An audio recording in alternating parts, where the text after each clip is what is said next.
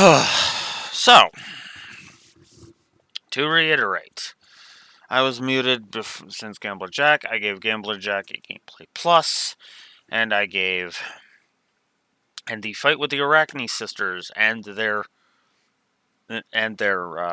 mother, according to Reese, is the Arachne Zigma. Basically, got itself 3 negatives and upped a couple of other aspects of the review by another 6, and I was lamenting the fact that this is easily going to be in the bottom of the Trails ranking when we get through all of this. Because there's no way in hell any game is going to be as bad as this, because holy crap. Ugh. But yeah. To sum up my big rant, I was flabbergasted by that. I have been flabbergasted by that the whole time, so. And we barely got through the Arachne Sisters fight, too. No less. So. Oh. I'm still in the actual end screen. Whoops! So, let's move on.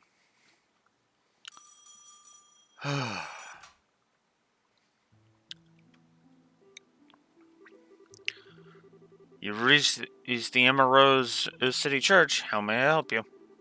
Oh, is that you, Kevin? I didn't think you'd be there already, so I was just going to leave a message with the priest. Oh, hey, Rufina. Yeah, I got here late this morning. How about you? When did you think you'll be getting here?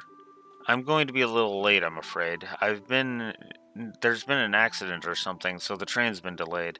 I probably won't be getting there until this evening now. Gotcha. I'll wait here till you arrive. I think Reese and the kids would get all bent out of shape if I showed up without you. Oh, please, I'm sure you're just exaggerating. Although, speaking of Reese...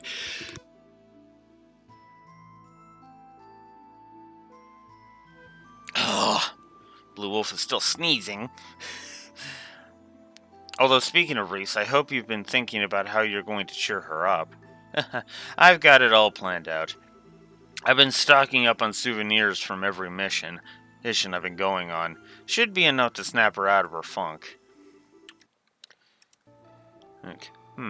I wouldn't be so sure if I were you. Girls her age are more complex than you think. Yeah? I guess she's not really a kid anymore now that she's 13, but still. Actually, that's about how old you were when we first met, right? Now that you mention it, it was. How time flies. Sorry, looks like the train's about ready to leave. I'm going to have to go. I'll see you later then, alright?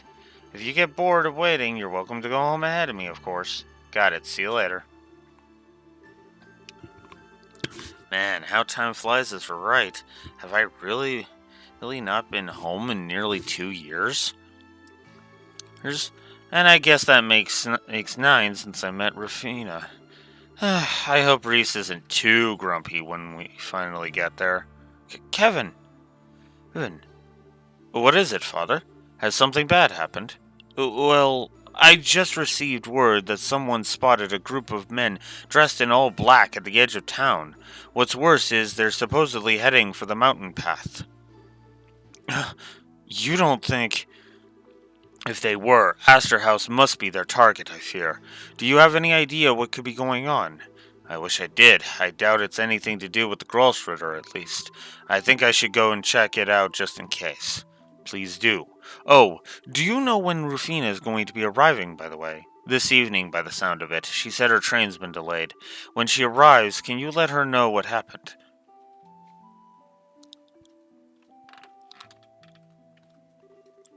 Damn it, Jaegers? Seems like there's anywhere here between 5 and 10 of them. But what could they want with a gospel facility to begin with? The longer they're allowed to be in there, the more danger the kids are in. I'm going to have to try and handle this alone. It's time to put my combat skills to good use.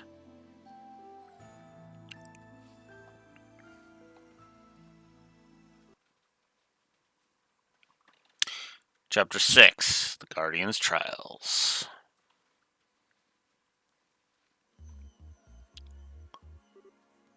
Celeste? Wasn't that the name we saw in those data crystals? That's right. According to those, she was the de facto leader of the group of ancients who sealed away the Arale. She was also the founder of Liberal's current royal family. I'm glad to see the information I left behind ended up proving useful to someone. It really did. So then you're really the founder of Liberal's royal family? Not technically. I am not the real Celeste d'Oslis. Think of me as something of a shadow, or a partial copy, her personality created in order to influence Phantasma from within. How can you only be a partial copy? The truth behind you is apparently more complicated than we thought. You don't appear to be a spirit of some kind, though. I see that now. That is correct. Before I try to explain just what I am, I should probably tell you more about the world we are in first. You can do that? This should be interesting.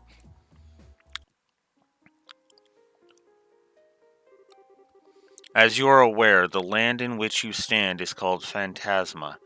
This is a world belonging to a higher plane of existence, created several thousands of years ago by the Arale. Its purpose was to act as a subsystem for the Arale in order to incorporate and process the will of the Liber Arx populace. One might call it a self-organized world designed to realize countless possible others as necessary. Pardon? You've lost me. Yeah, isn't there a simpler way to explain this? Well, while not technically correct, perhaps you could think of it this way. Phantasma is like a fictitious realm created by the Arale in order to fulfill humanity's every wish and desire. Here. That's better. What exactly qualifies Phantasma as fictitious? I can't help but think it far too real to be a land of pure fantasy. When I say a fictitious world, I don't mean to suggest that Phantasma is a complete lie. It's more of a shadowgraph or a kaleidoscope. Nope, it has its own laws and can change to reflect countless different possibilities. Does this make the concept any easier for you to understand? Somewhat, yes. And suddenly the name Phantasma seems so much more appropriate. As I stated previously, it was a subsystem of the Arale rather than being the Arale itself, and it helped to grant people's desires. They were separate entities, but effectively like two sides of the same coin. Excuse me. The relationship caught our eye as we were devising the sealing art mechanism. You mean the mechanism used to seal away the Arale? That was also in those data crystals left behind. Exactly. At first, we thought our plan would be impossible to execute. After all, the Arale had absolute control over space itself, and it was able to influence mankind's every action. Even after coming upon the idea of temporarily freezing it and imprisoning it with a gravity barrier, we had no way to implement our plans. Without that, they were simply ideas with no real meaning. We were effectively at a total loss. You had discovered your foe's weakness, but had no way to take advantage of it. It must have been quite the frustrating predicament. Indeed. And yet our perseverance rewarded us with the development of something that could take advantage of that weakness, the Recluse Cube. Is that what this is known as, then? Yes, that is the only object in existence able to interact with Phantasma without relying on the Arale as its intermediary. Celeste used that to create a partial copy of her personality, that is, me, inside Phantasma. And once inside, I began working to sabotage Phantasma's functionality by using this garden as my base of operations. As a result of my efforts, the Arale's processing ability was hindered just long enough for the plan to be executed. He who catches his foe off guard wins the battle. Excuse me. The same principle applies to martial arts, too. It sounds like you really put a lot of thought into planning everything. Maybe, but I can't deny that luck played a part in the end. Once the Arale was sealed away, my work was done, and I fell into a deep sleep here. My reason being that if the Arale were ever unsealed, I might be able to provide assistance to the people of that time. I am pleased you've been able to handle it just as fine without my help, however. Luck's played a huge part for us, too, though. We're not even sure where the Aurelia is now. As far as we're aware, it disappeared during what happened at the Liberarch. I thought as much. I was able to confirm the Aurelia's disappearance from here within Phantasma too. When I did so, I thought my purpose for existing was finally over, and that all that was left for me in this land was to embrace a slow and peaceful destruction. But that was not to be. Soon the Lord of Phantasma appeared. Ah, so that's when it happened. Quite a recent development, I see. The Lord of Phantasma appeared out of nowhere, stealing all of my power before I was even aware what happened. After doing so, they began to remake Phantasma in accordance to their own designs. Both this world's current structure and the planes that make it up were all the Lord of Phantasma's creations. Looks like your theory was correct, Ren. Still, that makes it sound like... Yeah. So you don't know who that masked bastard is either, then? I'm afraid not. Their every action thus far has been a mystery. Ordinarily, they should not have been able to gain access to this world in the first place, and I'm afraid I have no idea what they are trying to achieve by bringing all of you in here and testing you. Well, that's a shame. Yeah, that's the part we want to know most of all. I only wish I could be of more help. The only thing I can say about them is that I suspect the Lord of Phantasma is currently in the 7th plane. There's a 7th? What makes you think that? That was the first plane they created after appearing in this world. Just as what kind of place that plane is, I don't know, but I can sense dark, inhuman thoughts from there, and they're spreading out across the whole of Phantasma. That doesn't sound good.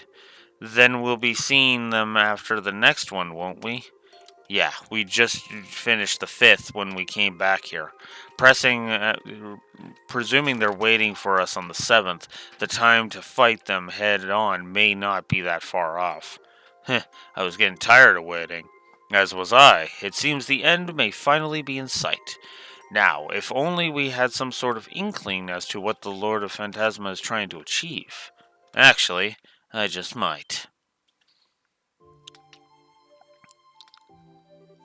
Kevin?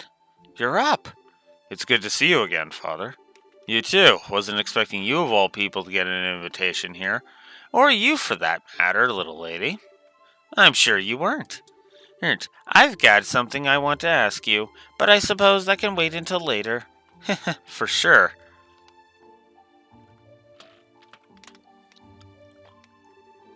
Are you sure you're feeling all right? Right as rain. I'm feeling just great. All that sleep must have done me a lot of good. And I see you guys made a whole lot of progress while I was out cold, too. Yeah. Hey, I'm Kevin Graham. Or maybe I don't need to introduce myself since you seem to know a thing or two about everyone who's come in here so far. True. I was able to tell what was happening at the Liberarch from the garden, and out of all of the people here, you are the one closest to the truth of what is happening here. Am I wrong? What? No, I don't think you are.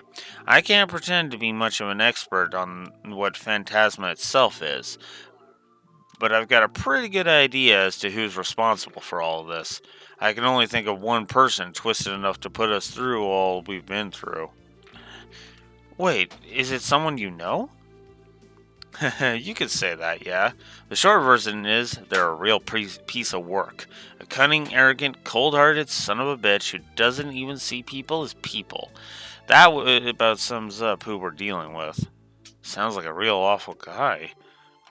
And who, may I ask, is it that you're talking about? Well, about that. Would you be willing to wait just a bit longer for the answer to that one? I'm pretty sure I'm right, but I'm still missing one last thing that'll let me be completely certain. And I think we'll find out just what it is in the 6th plane. And here I thought we were finally going to get an answer. Is there a reason you can't share your theory as is? Yeah, I realize I'm asking a lot after you've come so far, but I promise that as soon as I know for sure, I'll talk. I swear on the goddess's name and on the church's emblem. Well, I don't see any reason to say no. Likewise, he's clearly got his reasons. It's not often you ask us for favors, so I can let it slide. No problem here. If he says wait, I'll wait. I feel as though we can trust your judgment, Kevin, so I have no objections either. Me neither. I don't really care as long as I get to have my fun. I believe we're all in agreement then? Yes, consider this one settled. Thank you. Thanks, guys. Anyway, now that I'm up, I'm also down to take lead again, and I'd appreciate it if you backed me up. No problem. It seems that you're all ready to move on. While you're advancing through the sixth plane, I'll do what I can on my end to find out more about the seventh. Of course, if you need my support, I'll be happy to provide it through the cube and the monuments as I always have. Now that you mention it, we haven't really thanked you for all the help you've given us since we got here, have we? Thanks, Celeste. We couldn't have done this without you. We truly are in your debt. Please think nothing of it. I am but a shadow, placed here with a duty to fulfill. I believe helping you to be part of that duty. If I may, allow me to help you however I can. Will do. Sorry for worrying you too, Reese, but I'm just fine now. So please, just leave everything to me. I'm begging you. Only if you promise me one thing. What is it? I won't make you promise not to put yourself in danger or overdo it. But don't do anything that would make Rufina sad. You really know how to hit a guy where it hurts, don't you? So, will you promise? Yeah, I promise. I swear on her name I won't.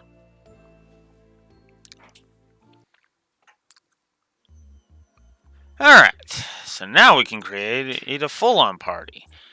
Alright, so for this, I think what I'm gonna do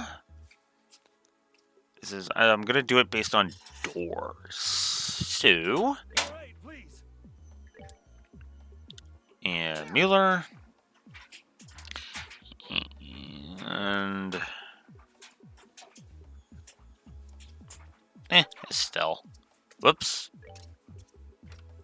Get Mueller back in there. Because we need him for the next door we're doing.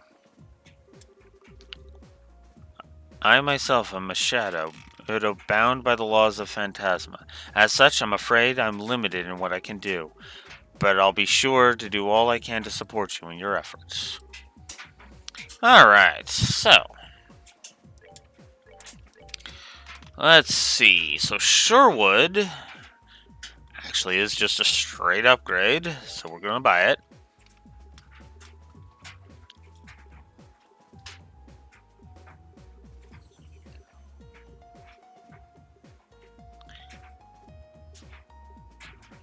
It would be a 100-point decrease, but it would up Dex, Hix, and range. Okay, so no on that one, in other words. Dragon's Bane would be an up to Dex by 15 points, but a decrease of 100 points, so we're going to say no to that. And Rose Ripper, I have no idea if that's better. Let's actually see. Whoops.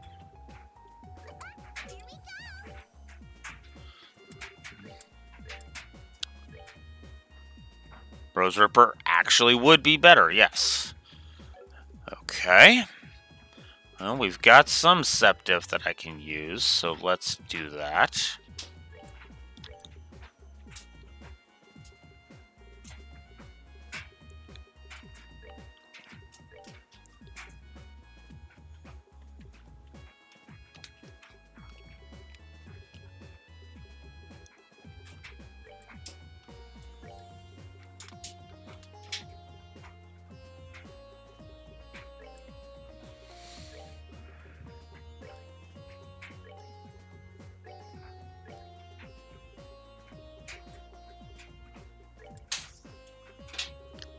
Alright.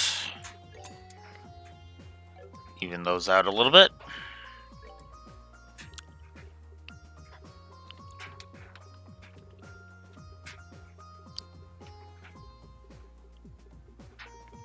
and grab Rose Ripper.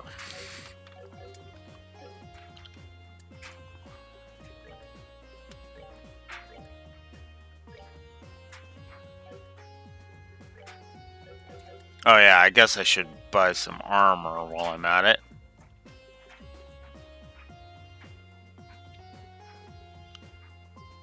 Arch defense would go down by 10. And agility would go down by 5. But it would be a...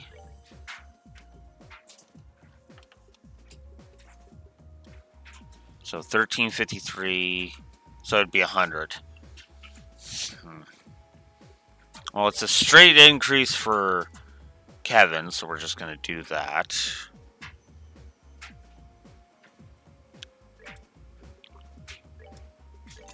And then we'll do that. That way we can at least upgrade Kevin as much as we can. He's a little behind. And then we'll go ahead and we'll upgrade Olivier. And we'll upgrade Mueller.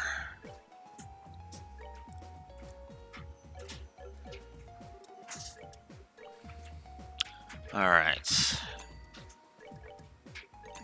That.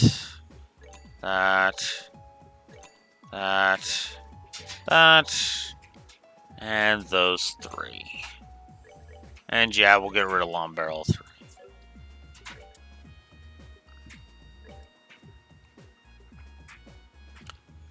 Oh yeah, Mueller also needs 1, so we'll give him 1. Just so that way he has some more her defense. There. Alright. So with all of that done, it is important that I upgrade as many people as I can, for the record. Alright, I am recording, right? Yes. God, having to explain that a frickin' 4th time, that would have just pissed me off. Okay, whoops. That's not what I need. So another star door has been opened to us. Bring me the playful minstrel and his closest ally against the beast they seek to overcome. Only then shall the door open. Ladies and gentlemen, my favorite door in the entire game. At least of the ones I've seen, because I obviously haven't seen all of the doors. Actually, before we do that one, there's a food one that I've been neglecting. No, we saw that one.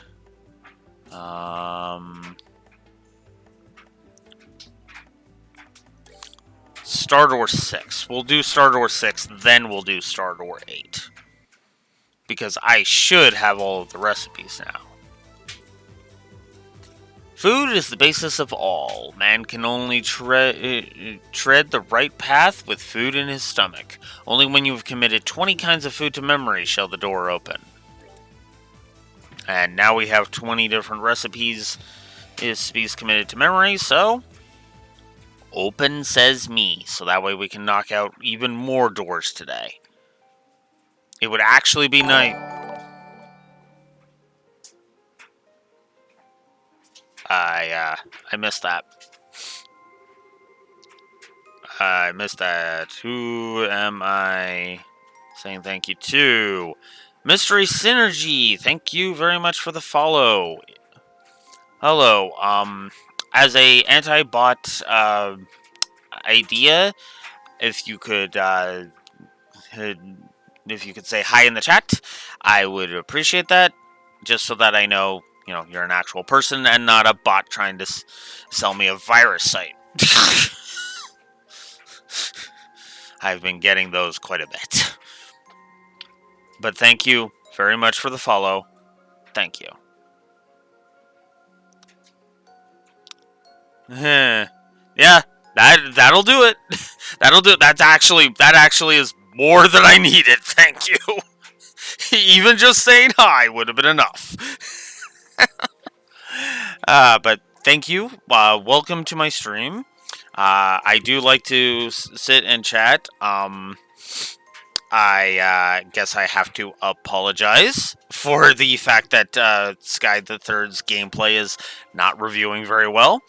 But in the interest of fairness, its story score is gonna be pretty high by the end of this. So, yeah.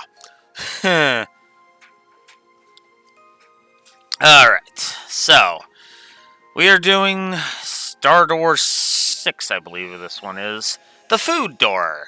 Commit 20 recipes to memory, and then the door will open. Yeah, I would agree with that. Although most of them have better gameplay than this. But yeah. Why don't you guys try becoming bracers? Those words were all it took to set the wheels in motion. The three young men Estelle had spoken to, Dean, Race, and Rocco, were the leaders of a group of delinquents who spent most of their time in the warehouse district of Rouen.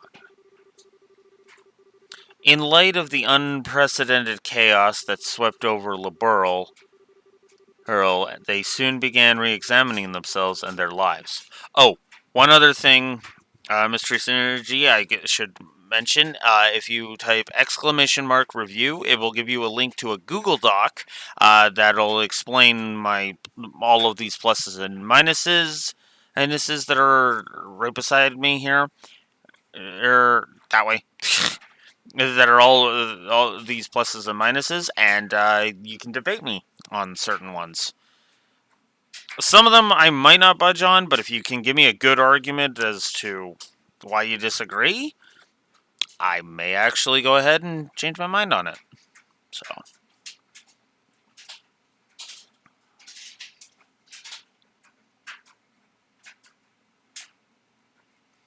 yeah.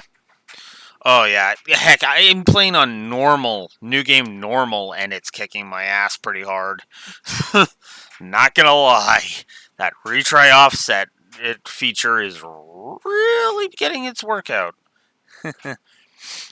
Anyways, in light of the unprecedented chaos that swept over Le Burle, they soon began re-examining themselves and their lives, and after much thought, they agreed that the path of a bracer, a protector of the land's peace and its people's safety, may be the best road forward for them. That's not to say, however, that they didn't have any ulterior motives. No. They did think it would also give them the opportunity to be trained directly by the guild's Karna. With this hope in their hearts, they made their way to the Rouen Bracer Guild and expressed interest in joining. Oh, it didn't work? Okay. Give me a sec. That should have popped up like right away. That means something's wrong. Glad I was paying attention. That means Cloudbot is sleeping. Oh, God damn it, Cloudbot.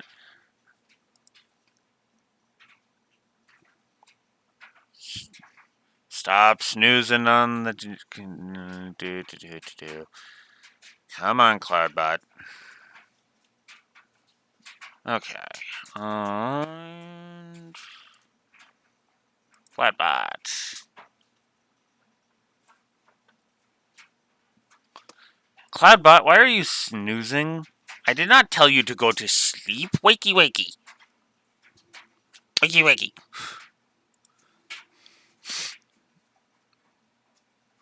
And I did get it right. Okay. Alright, let's make sure this is working. There we go. Okay. Cloudbot was asleep. Sorry about that. Mystery Synergy. I woke it up. It's awake now. Ugh, I don't know why it keeps doing that. Maybe it's because it doesn't get used very often. That it just goes back to sleep. Anyways. is...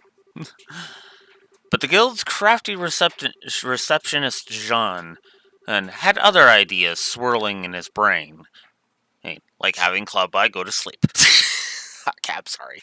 Anyways, and unfortunately for them, they were to receive their training from their longtime sworn enemy and former Raven Group leader, Agate Kronzer.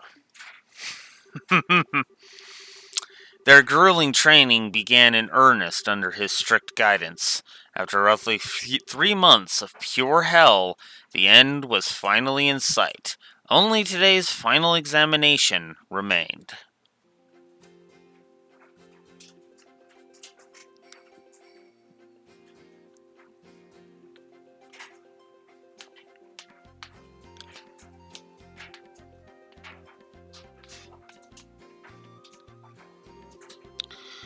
When I found out we were going to be doing our final exam outside Ruan, I was so excited. Didn't think it was going to be a place like this. Same here. Who'd have figured we'd end up being dragged out to a cabin in the middle of this misty-ass swamp hole? Have any of us even been outside of Ruan before? Why'd our first taste of fresh air have to be somewhere so weird? It's not like we're here on vacation. We're here as part of our training.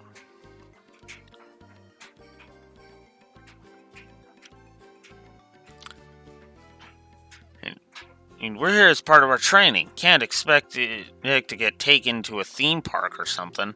I guess. Wow, that's so grown up of you. Glad one of you's got his head screwed on. I thought I was going to have to give you guys a lecture on why you're here, but maybe I can spare myself the boring crap after all. Anyway, that's enough shooting the shit here. Sorry. Bah, always gotta talk down to us. As you know, this final exam is what determines whether you pass your training or not. It all hinges on this. Pass, and you're all junior bracers from here on. Fail, and you ain't. Either way, let me say this. I'm impressed you've made it this far without dropping out. I wasn't sure you had it in you, but you sure as hell proved me wrong. Did he just praise us? What's gotten into him? I think I'm gonna be sick. What kind of heartless monster do you guys think I am? Just hurry up and spill the details. I'm getting sick of staying around here. I'm going to get started. That shows balls. Good. Alright, let's get down to it then. Your task's simple enough. You're going to make your way through a cave full of monsters. Get to the end and you pass. A cave? I thought our exam was going to be in this valley. We gotta go somewhere else now? Quit whining. It's not far from here. Here, it'll be harder than it sounds. If you get to the end in one piece, at least you get your badges. I'm not giving you a strict time limit, but the longer you take, the longer you keep me waiting, so don't push your luck. That's it. Any questions? Sounds easy. All we have to do is go for a walk while beating up some monsters. This exam was made for us. This should be kind of fun.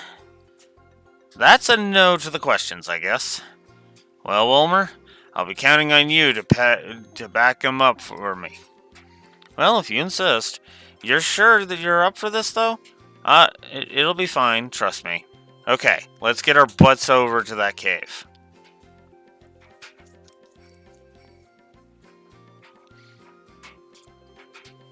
This here's the entrance.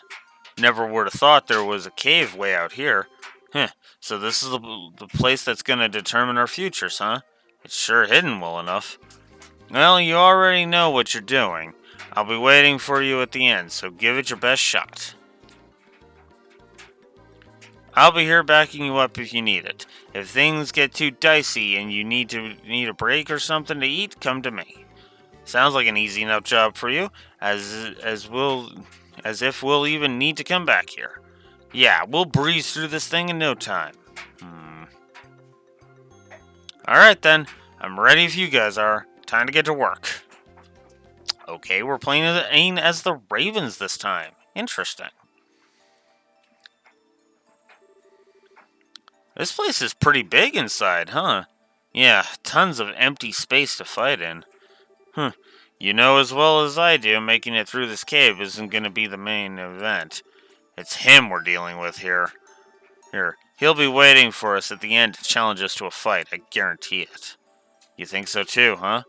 Well, going by all our training so far, it's a pretty safe guess.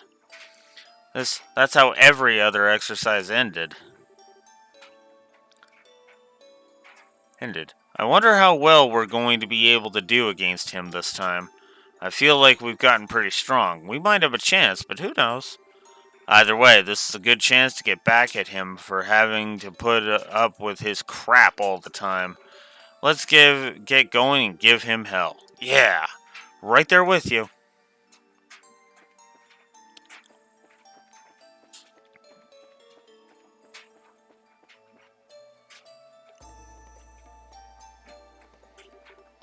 That's one ugly monster. It might look that way, but I bet it's small fry.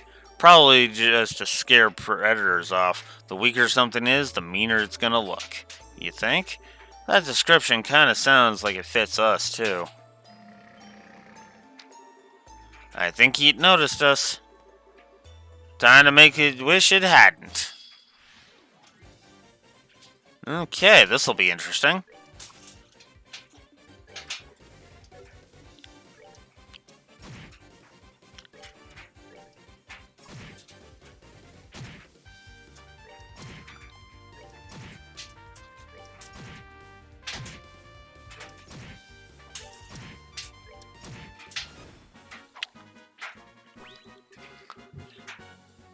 That was the best you could do?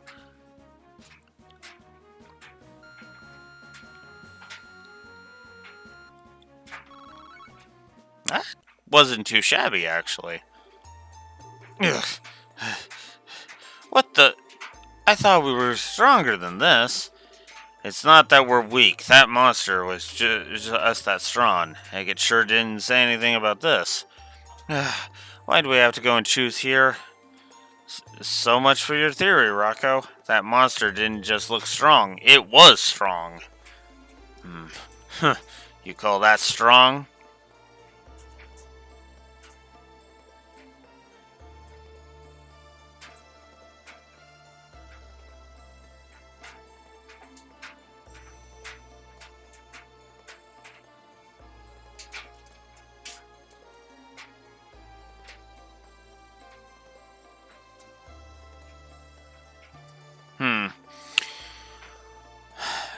I would agree. Well, the fun.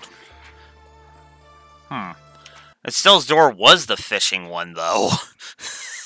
That's what I'm talking about in the story negatives.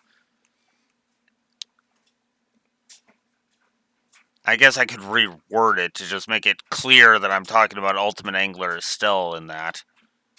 Where is it? There it is.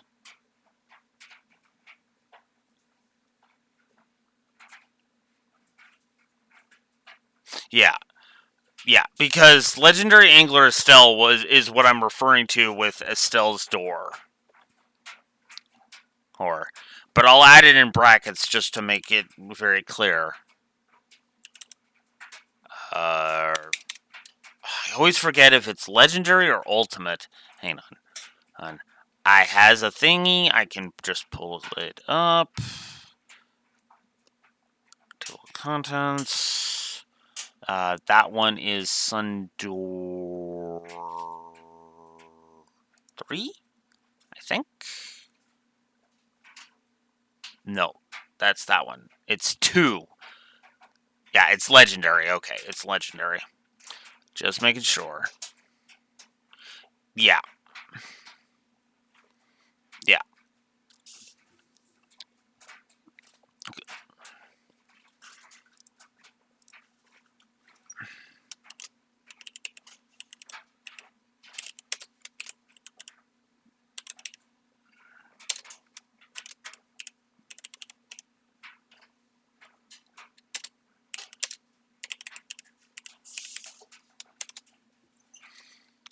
But you're right. I didn't make it very clear. I didn't make it expressly clear here. So, good catch.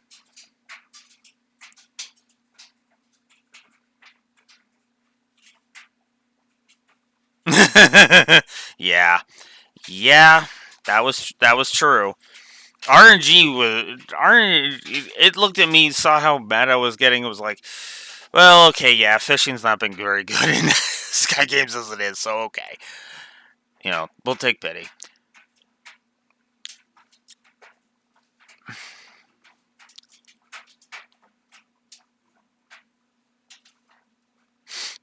Although I like what I say in gameplay a positive 25, the Gambler Jack Dealer. It's interesting if a bit too RNG heavy for my taste. Still, it's based around gambling, so what did I expect? That's why it's a positive. Anyways, because I genuinely enjoyed the blackjack minigame more so than the poker one, but yeah. You gotta be kidding me. What? What do you mean?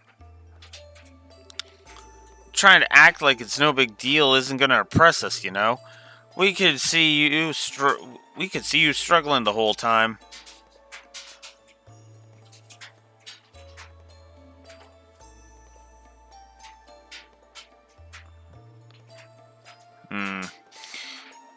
I mean, it does, but at the same time, it has not been.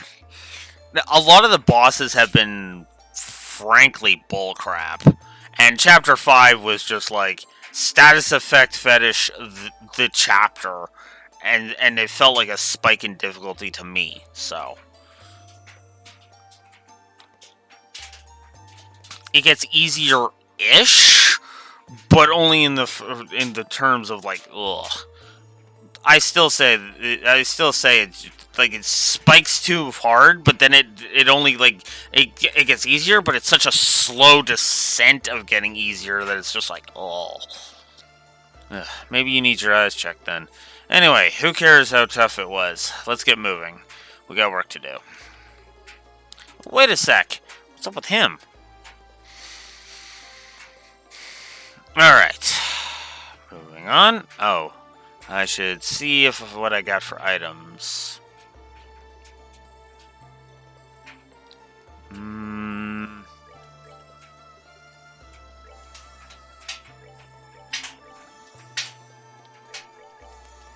Okay. And one there. Okay, that should be enough. At least I hope so.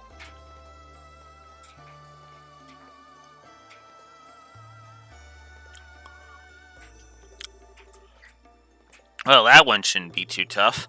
Yeah, we've seen these things near Ruan. Let's hop to it!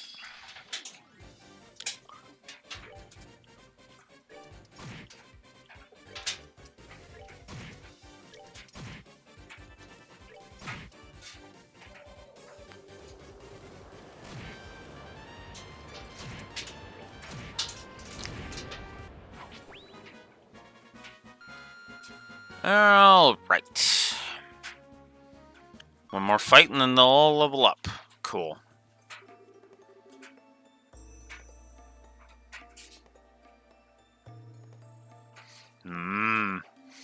Yeah, I can see that. Nightmare mode is kind of obnoxious. I actually did that with Sky 1, and I was like, on a New Game Plus run, and I was like, never doing that again. Normal on everything else. I even went against going New Game Plus on this run just because it was tainting the review, and I realized that during Sky 2. Well, it was easier to eat than the last monster. Hell of a lot stronger than the ones near Ruan, though. Looks like we're going to have to accept that all the monsters in here are tougher than the ones we know.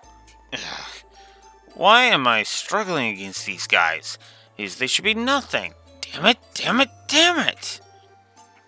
Hey, calm down, Rocco. We might be struggling, but it's not like we can't take them. As long as we take things slow and rest after every fight, we got this. Rest after every battle? If we need to take a break after every loser of a monster like that, then how are we ever going to catch up to that asshole? Is this really the time to think about that?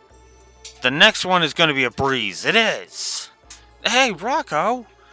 Phew, he's starting to let his temper get the better of him.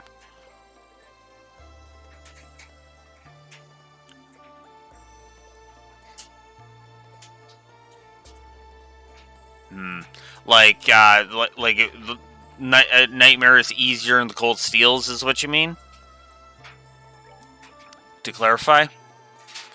Because, yeah, I can see that. Cold Steel's got a lot of ways to cheese a lot of its difficulty. I can absolutely see that. Alright.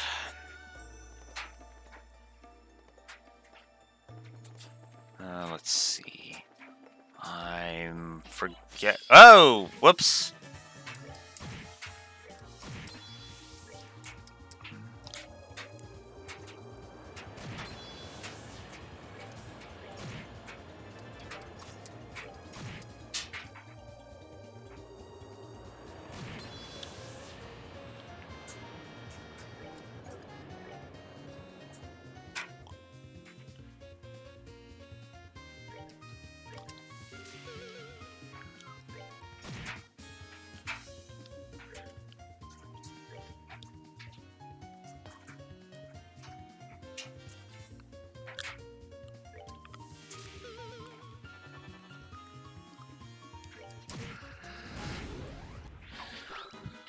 There we go. They all leveled up. Cool. Yeah. Yeah, evasion, attack stacking, and domination. Insert one-hit Laura meme here. And incidentally, Laura is also my favorite character, so... yeah. Here's our next one, I guess. There's no way we'll struggle against this guy. Don't be so sure. After the other fights here, there's no way I'm letting my guard down this time. Stay cautious, guys.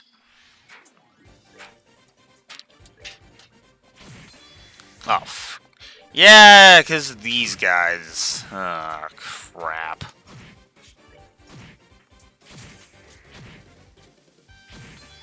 Oh, come on! Now you're just trying to piss me off! Oh, come on.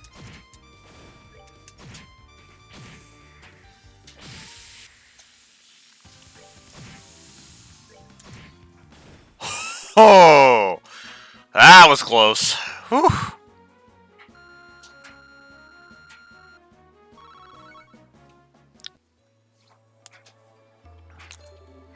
Whew, that's that. Yeah, that one ended up being tough. Of two. But nothing we couldn't handle. If only there was three of me. Huh? You say something? Couldn't you hear me? I meant what I said. If only there was three of me instead of just me and you two jokes. Folks, I'd have been done by now. If you say so, man. Well, unfortunately for you, this is the group we've got. And we're going to have to stick with it. Keep your shit talking to yourself, alright? Just don't drag me down. What's gotten into him? Seriously.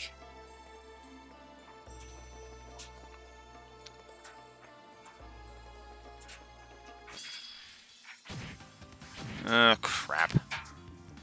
Alright.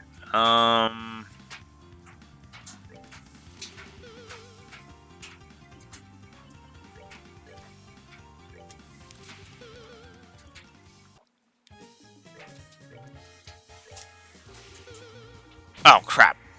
Wrong person to use that on. Well, shoot. Looks like I'll be hitting retry on this one.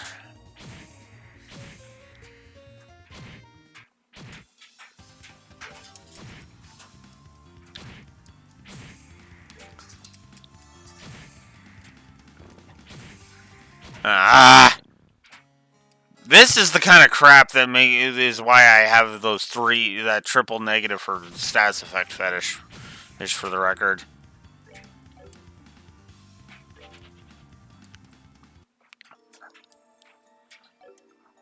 Ugh, okay.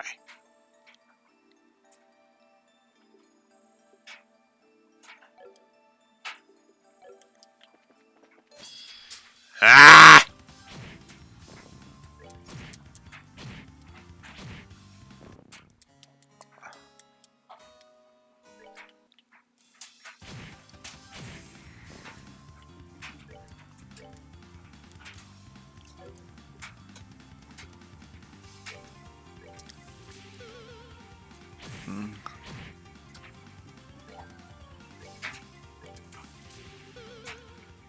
Okay.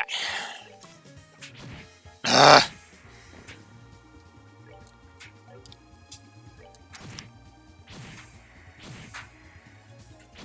Mm.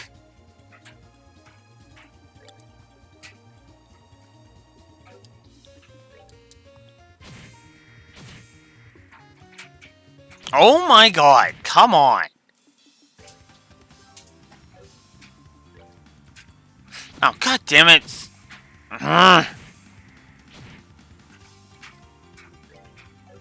This is just starting to get on my nerves. My last few nerves game. Ugh.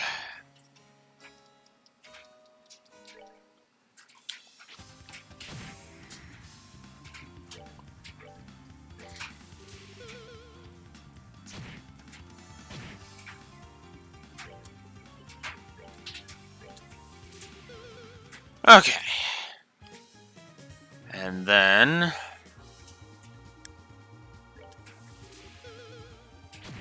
Okay.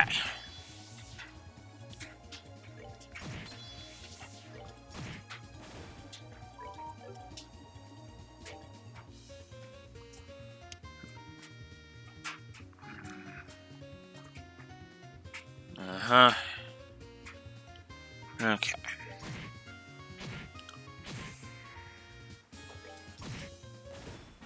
Okay. There we go.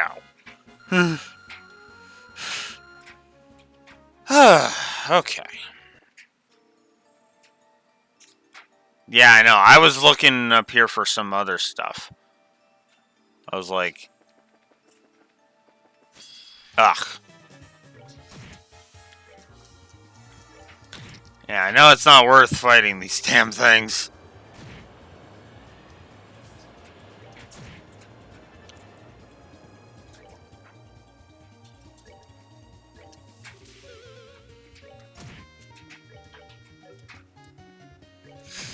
There's Cursor Memory biting me in the butt again. Okay, they all leveled up. Cool.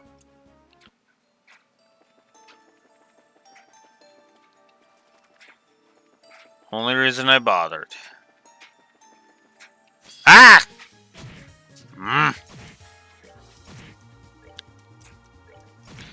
I will say it isn't. This is actually kind of a nicely designed door, though. This is actually leaning towards a gameplay positive. I'm not going to lie about that. Because all three of them have crafts that heal and revive each other. So they actually have made it so that it actually... There's an actual point to... Like, they've actually designed it around the limitations that they place on you. It's actually one of the things I appreciate about this, about most of the fights in the doors, if I'm honest. Because most of the fights in the doors actually feel like there's time, effort, and design went into crafting them.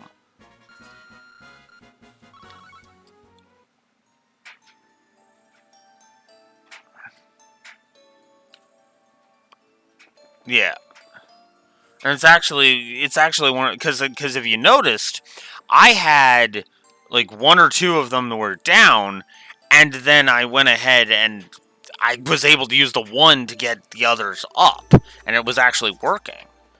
It was difficult, but it was doable. Huh? Why is there a frozen rock in the middle of the path? I don't know, it doesn't look like anything special, but that's a weird place for one to be... Hey. What's your damage? Don't wander over to random crap when you don't know what it is. Whoa, it's moving. Maybe that warning was a little too late. So, for example, Dean here just took a crap ton of damage. But I can just spend a little bit of CP and basically fully heal him. Which is actually really good. And the damage done by the enemies is actually designed around them not having a lot of points and stuff. So as long as you're paying attention, you can actually get through this no problem. Let's see. Yeah, let's heal up Rocco. And let's heal up Race. There we go. There we go.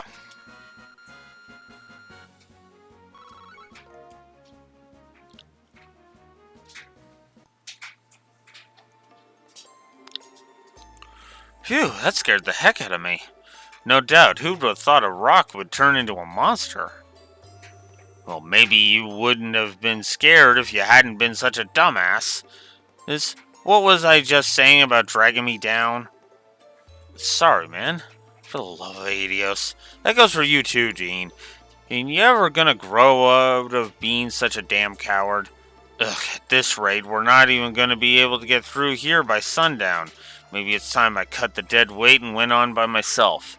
Rocco, you clearly have not been paying attention to either what's been going on in the fights or what I've been just saying. Then go.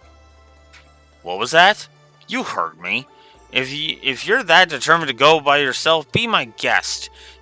You're the tough one here, right? You can handle everything in here by yourself, right? Why would you want a bunch of weaklings like us around? Get moving, tough guy.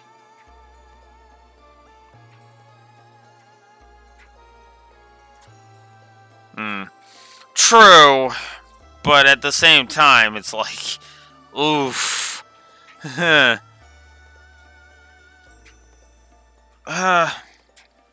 know what? Actually, how many did I give that one? It was only one, so I'm like, yeah. I do. Yeah, that is a good point, though.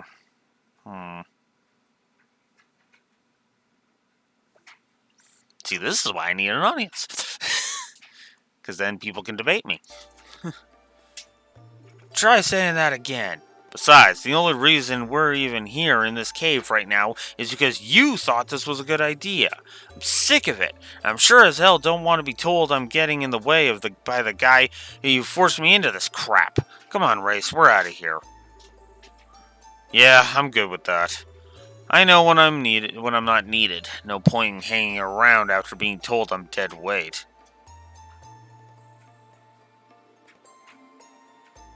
Yeah.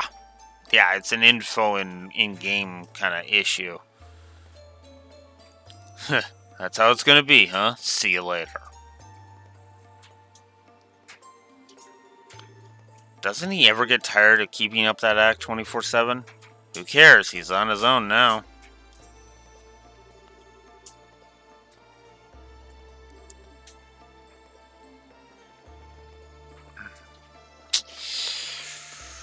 Ooh. Oh. You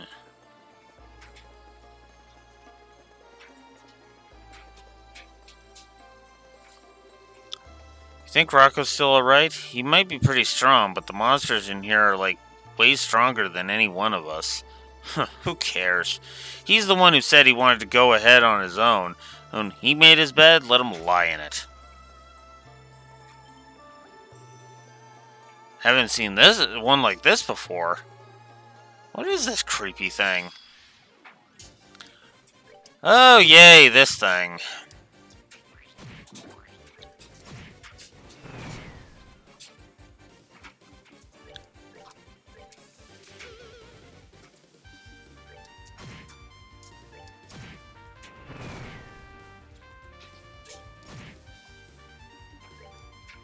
Whoops.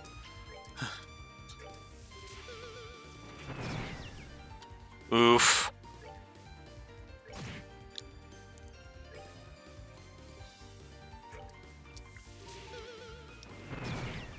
Oof. That's bad.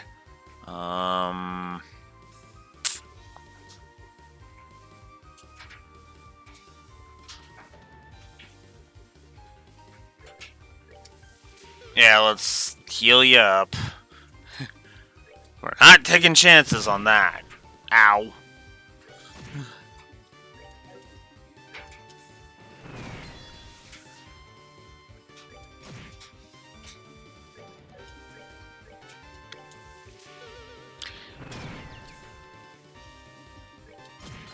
Okay, can you stop making my guys faint?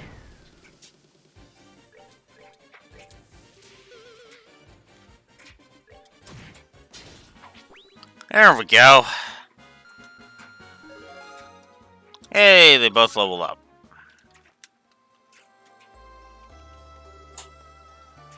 Yeah. Costly, but sounds pretty cool. Man, that was nasty. Rocco's walking ahead alone in a place crawling with monsters just like that. Hey, Dean, I feel like this really ain't the time for us to be fighting each other and trying to act big. Hey, Race? Yeah?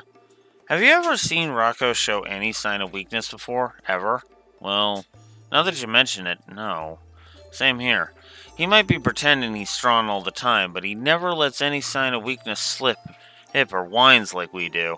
He's always the one who's pushing us and trying to make us better ourselves. Yeah, I guess you're right. I mean, if it wasn't for him, we really wouldn't be here. We'd still be loitering around back in Ruan forever, probably. We can let all the dead weight and stuff slide this once. Maybe he pisses me off sometimes, but I ain't about to turn my back on him when he's always had ours. Damn straight.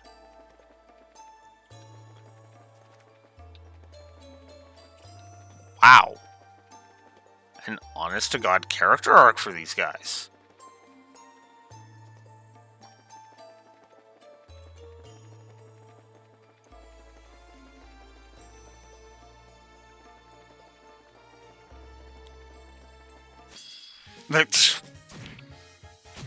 Damn it.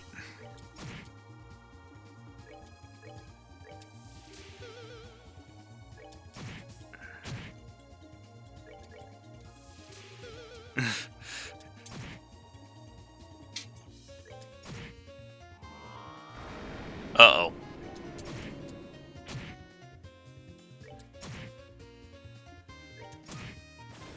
He was about to go down anyway, so I was like, yeah, no, might as well just get him. Okay.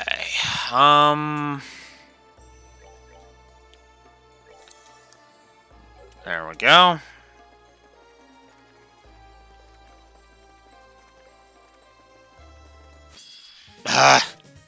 You are not worth my time.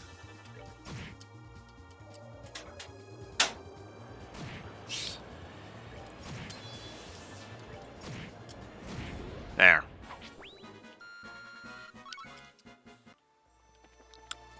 I mean, if I... Oh, come on!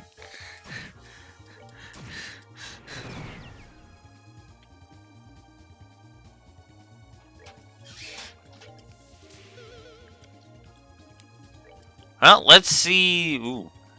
Shakedown. That's the one you were saying was good. You know what? Let's try No Mercy. Why not? Let's see what we got. You ain't beating me that easily. Poof. Okay, that's actually worth the 200. Holy crap.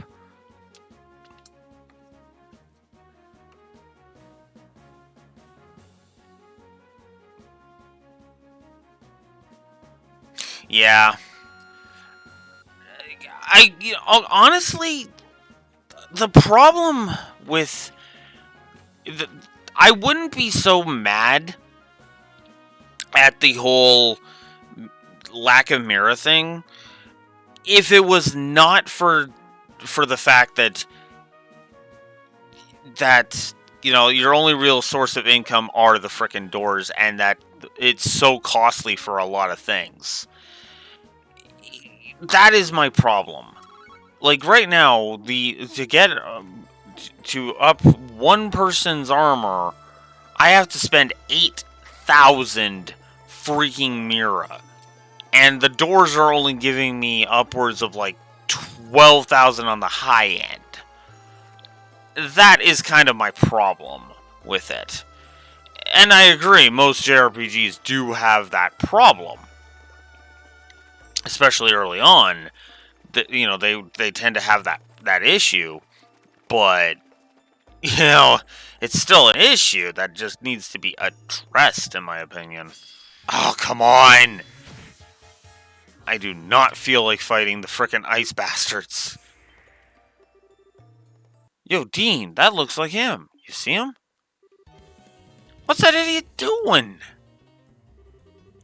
Ugh, damn it! I can't move. Ugh.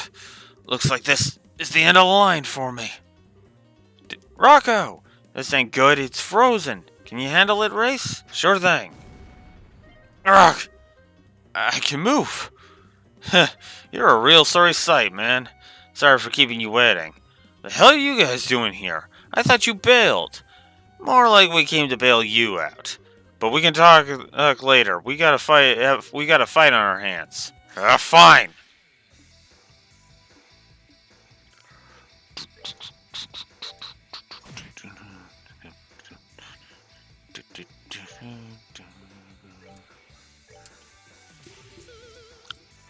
Get some health going. That was a mistake on my part.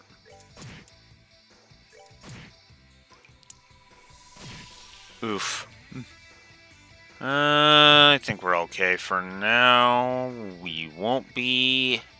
So we're going to use that on you.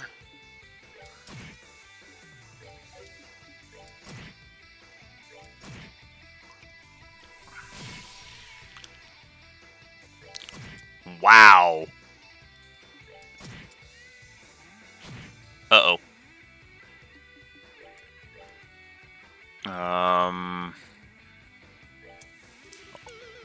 All three of them need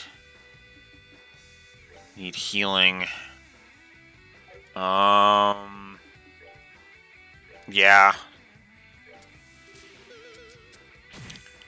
Ah! No! That's bad.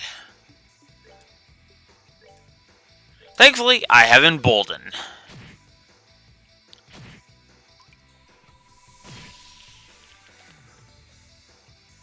Oh my goodness. Okay. Okay. Frick. Okay. Get rid of that one. Oof. I can't do Embolden yet. Ugh.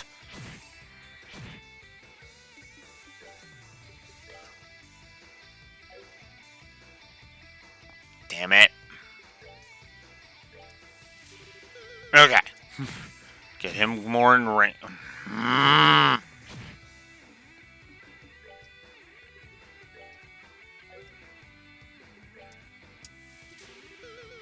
Okay.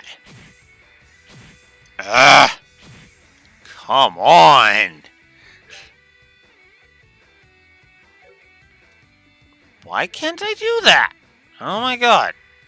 Well, I guess we'll hit the retry button on this. Oh well.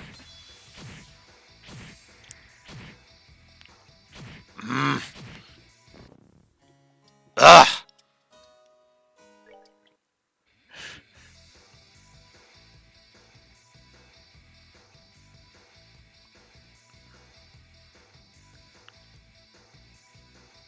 Yeah. And that is my big reason. Is because too often times with the knockback, like, enemies are being knocked out of my goddamn range half the time. And it just drives me up a wall. It's like, oh, come on.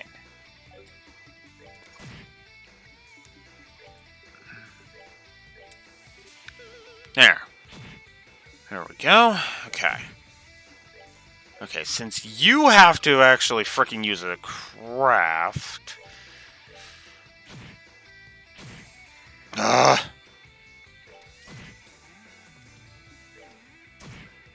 Okay, there.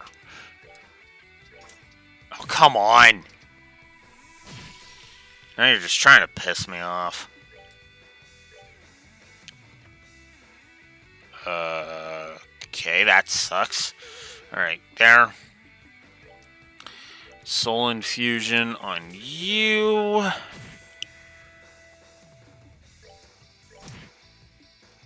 Smack. Smack. Oh, come on!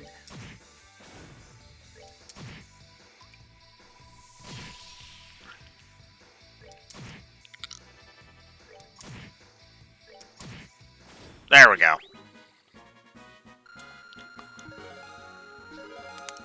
Nice!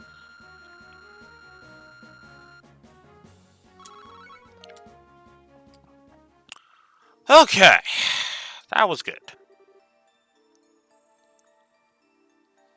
Phew. Good thing we made it in time. Seriously, you really bit off more than you could chew this time, Rocky. Hey, what are you two doing here? Why did you come after me? Even without guys, I could have handled that just... No, you couldn't, you dumbass! What was that? For once in your life, stop being so stubborn. If we hadn't come when we did, you could have been dead. You would have been dead. And you know it too. You just don't want to say it. What was that? Nah, I guess I haven't got the right to be getting all angry. Sorry, man. I shouldn't have told you to go on alone like I did. I might have said earlier that I was only trying to become a bracer because you pushed us into it, but I swear that's not the only reason. There's no way I could have made it through all the insane training we got put through, and not quit part way if that was the only reason. I would have thrown in the towel a long time ago if I wasn't serious about this. What he said. I'm just as serious about this as you are, you know. I know you're in a rush to try and be as tough as Agate and everything, and I can't blame you. But whether it's how you'd want things or not, the three of us are in this together. It wouldn't hurt to rely on us at least a little, would it?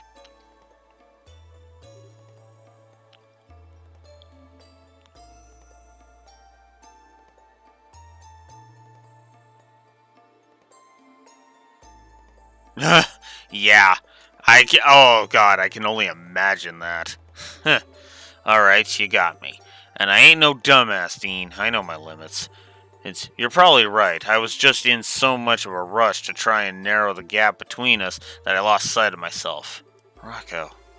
But that last fight was enough to open my eyes. It's not up for the task of getting through this place alone. I'm not up for the task of getting through this place alone. And I know now that I need you guys with me every step of the way. So sorry. Would you two let me stick with you again? Come on, really? As if you even need to ask? Thanks. What's gotten into you two? Anyone would look at you two and think smooching and wedding bells in your future. Sure, you've made up, so make with the kissing. Oh, shove it up your ass. Yes, look, I know the LGBT community are safe in Blue Wolf Hills community and all that, but it don't mean that's what's happening here. Besides, you still owe me an apology. Huh? For what?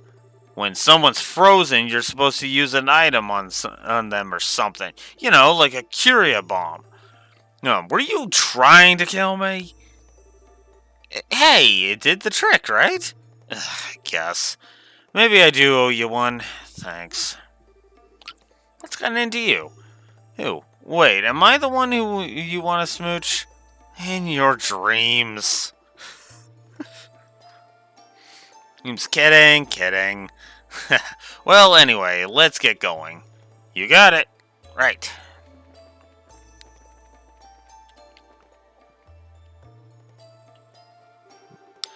Whoa, this is way more roomy than the other caves we've been in.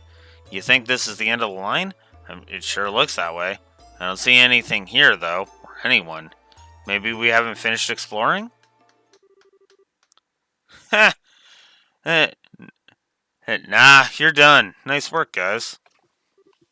What? Where'd you come from? You were tailing us the whole time, weren't you? Bingo.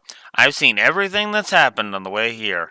I figured you wouldn't find it easy, but I wasn't expecting you all to split up partway through. That was your fault for picking this place. We wouldn't have split up if you picked somewhere less complicated. That's why I picked this place, numbnuts. I wanted to see how you'd react when you found yourselves in a complex situation, and I got exactly what I wanted out of it. Huh. Yeah, I can buy that. Thanks a lot. You guys have already squared away in battle, I'll give you that. And on that front, you're already ahead of your average junior bracer. Really? You really think so? Hmm.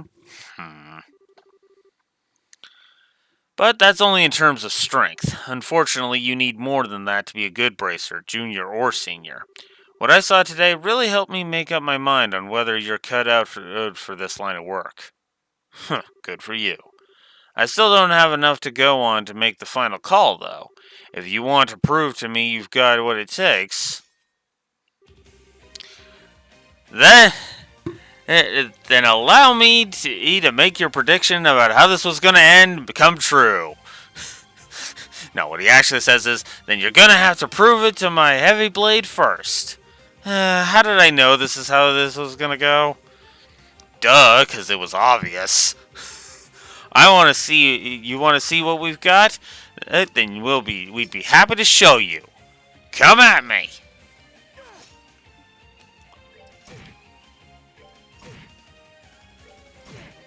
I'm going to assume I need no mercy, so we're just going to keep going. Ow. Okay.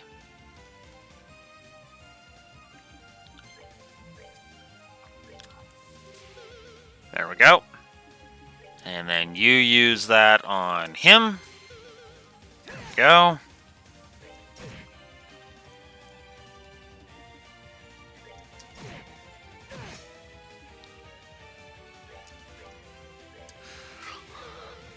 Keep it together. There, guys, you got this. Okay. And then you are going to do a soul infusion on Dean. Ow.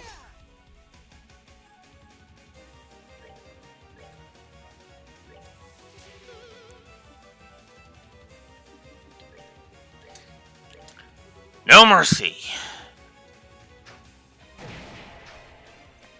Oh, wow, he resisted that.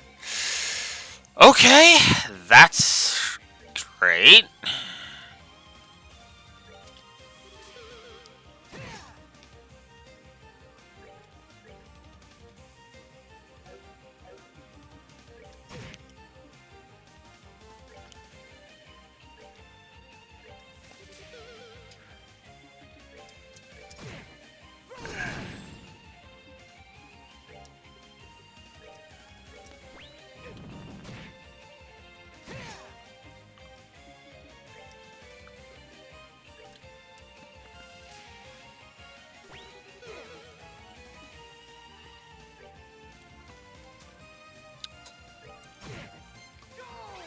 Oh, crap.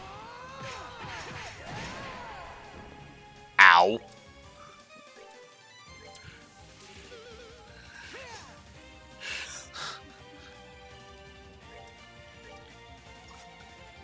Ah.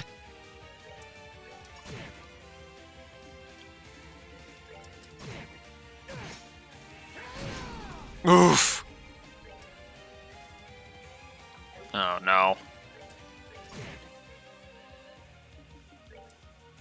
Okay, good.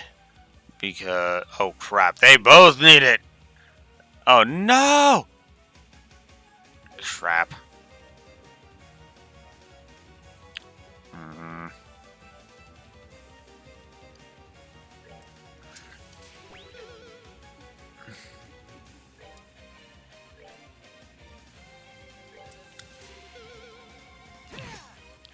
Okay. Okay, we're still okay. We're still okay. I like how okay, I'm confession time. I have a bad habit. You gave me the trick, and yet I kind of figured it on my own. So I was like, oh. And then looked down, and I was like, oh, and that's exactly what he was telling me to do. Whoops. Uh-oh. No, not Dragon Dive!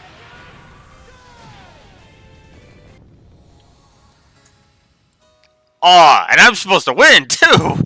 Ah, god damn it! Okay. Alright, well, I'll stick with No Mercy, but... Oh, what am I doing? Shakedown.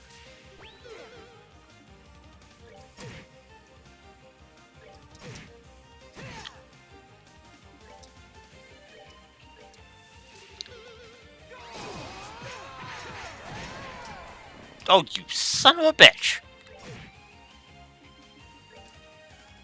Eh.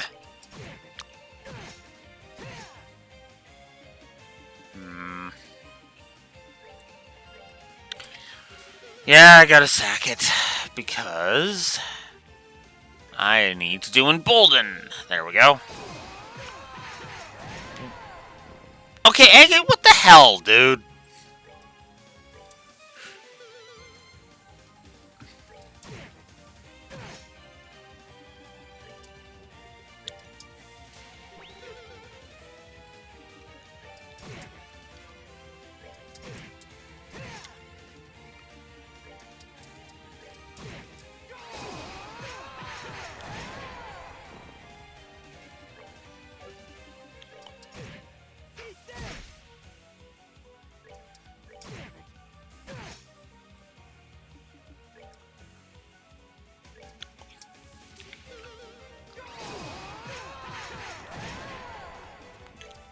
You're starting to bug me here. Here, dude.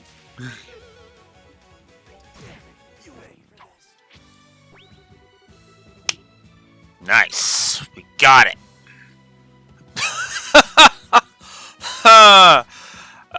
The one benefit to scaling X. Oh, the one benefit. All three of them have gained Quad 9 X. We're gonna be here a bit.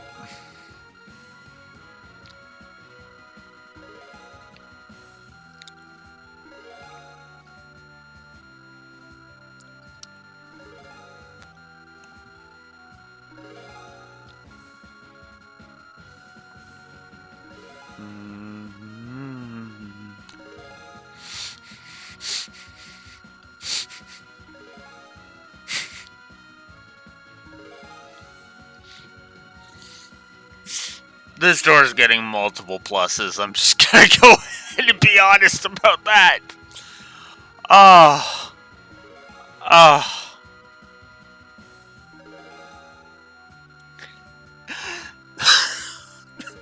They were at like 49. Level, like 49, something like that.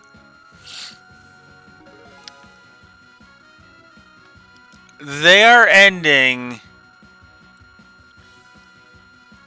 at level 58. God damn, that's a level up and a half.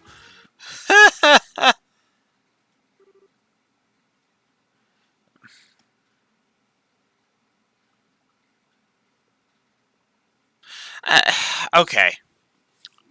Allow me to explain why I hate levels, the X scaling, and it's the one thing Trails does that I think is bad.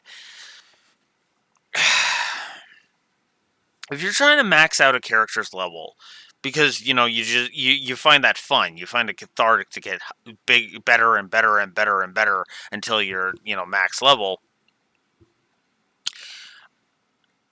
I shouldn't have to be hindered by the game basically saying, no, you don't get to do that. And that's kind of my problem with X scaling. Now, I will say that the series gets way better with the X scaling as it goes on.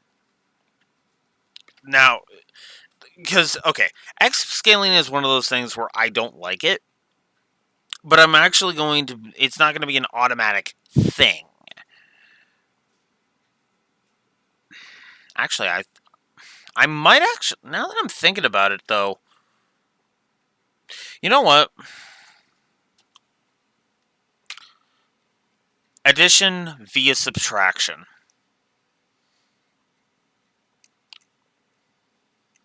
Well, it will never get a plot positive from me. And I'm just going to say it. It'll never get a positive from me. I think, now that I'm actually thinking about it, because I'm like, wait a minute. And because the X scaling actually has worked to benefit, it actually works to benefit. See, X scaling isn't an automatic negative. It isn't. Like Castlevania Symphony of the Night has X scaling, for God's sakes, right? And I did not ding Castlevania Symphony of the Night for X scaling. The thing about X scaling and what made it so irritating in the other two was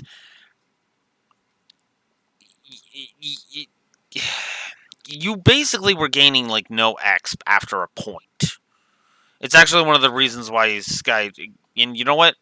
Now that I'm thinking about it, well, no.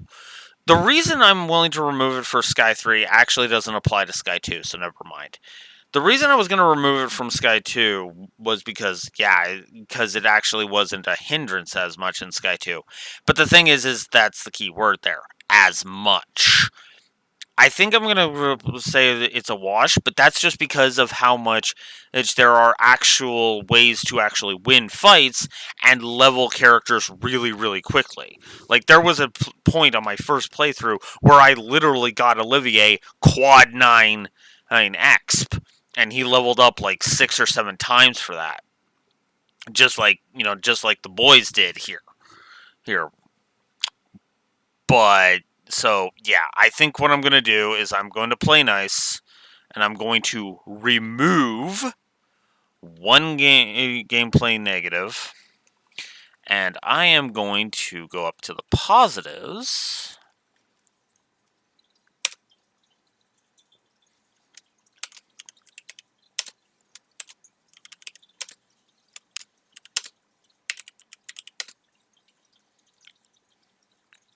Whoops. I was holding shift on that one. Star Wars 6, which has you play as the Ravens, is excellent.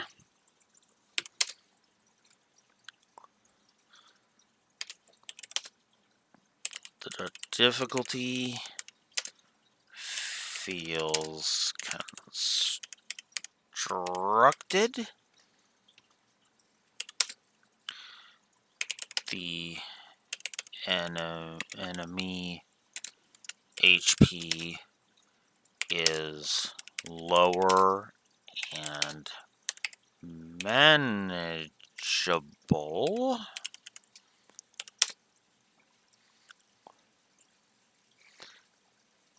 And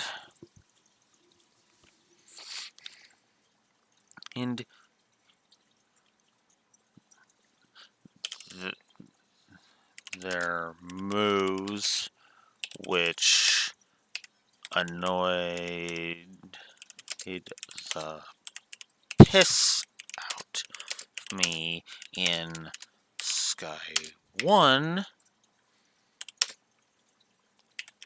are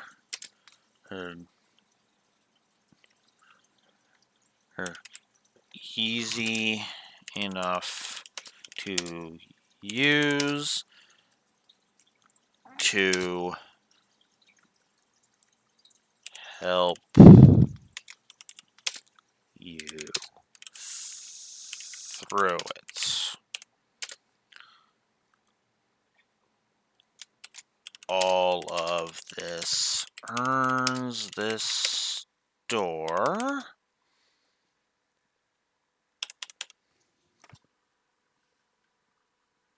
You know what? No, I'm going to do it. A full 3 positives.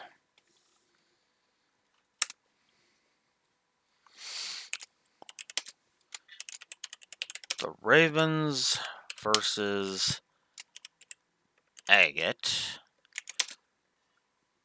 during their door is awesome. It requires strategy and the Ravens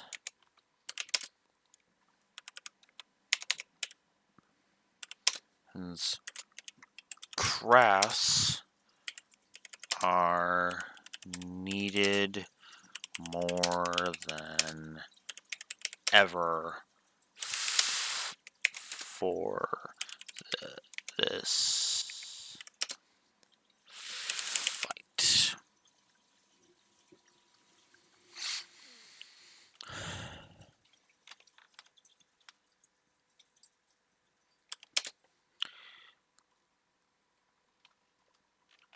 I honestly feel it is the best designed fight in the game,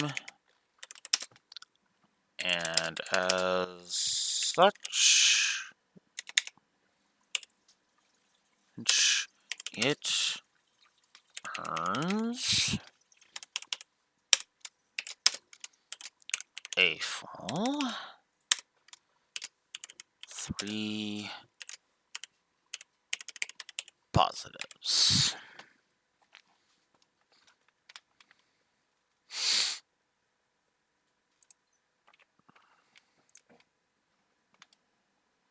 How many? 31. Okay. So, 6 positives being added. I didn't call that. But yeah, no. 3 for this door in general.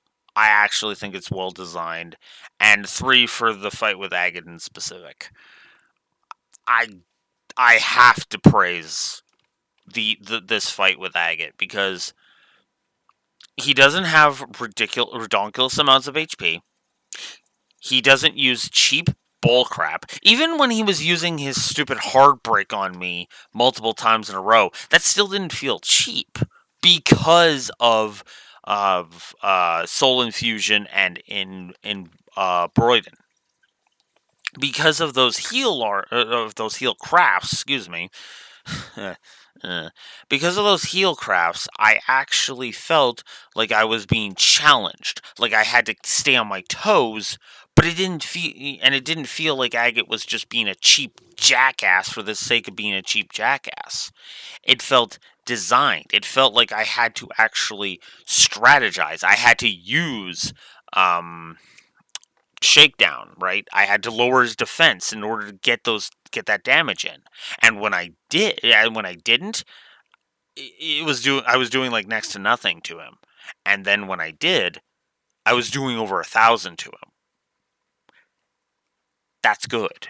Because that shows that it's like, okay, it feels like there's design and effort put into designing a fight that actually is fair and is crafted. So, credit where it's due, you know? Yes, Sky 3 has been pissing me off, but, you know, I can be proven wrong, you know? Okay, moving on.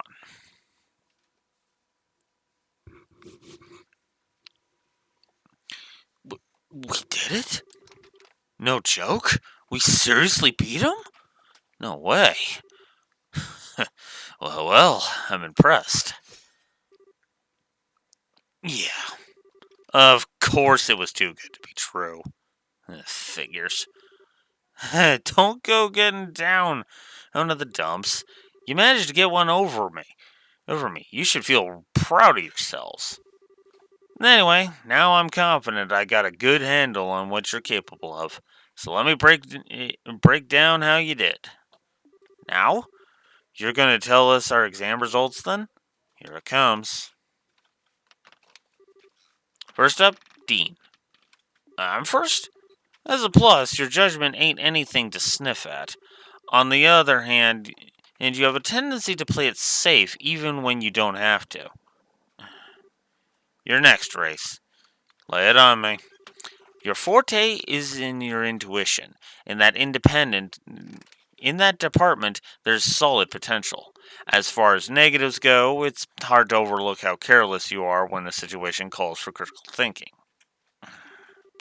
Finally, there's you, Rocco. I'll give you credit for your determination and unrelenting drive to get the job done, but I really can't praise your inability to make calm, rational decisions.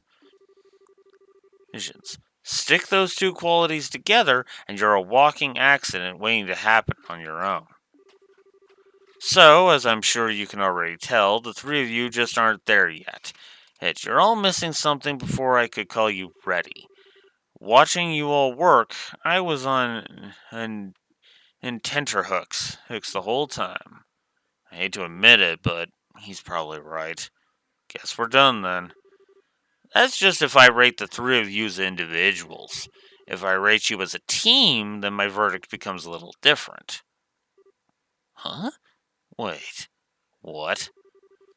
Watching you take on that last monster on the way here, or when I was finally able to stake my confidence, was when I was finally able to stake my confidence in you.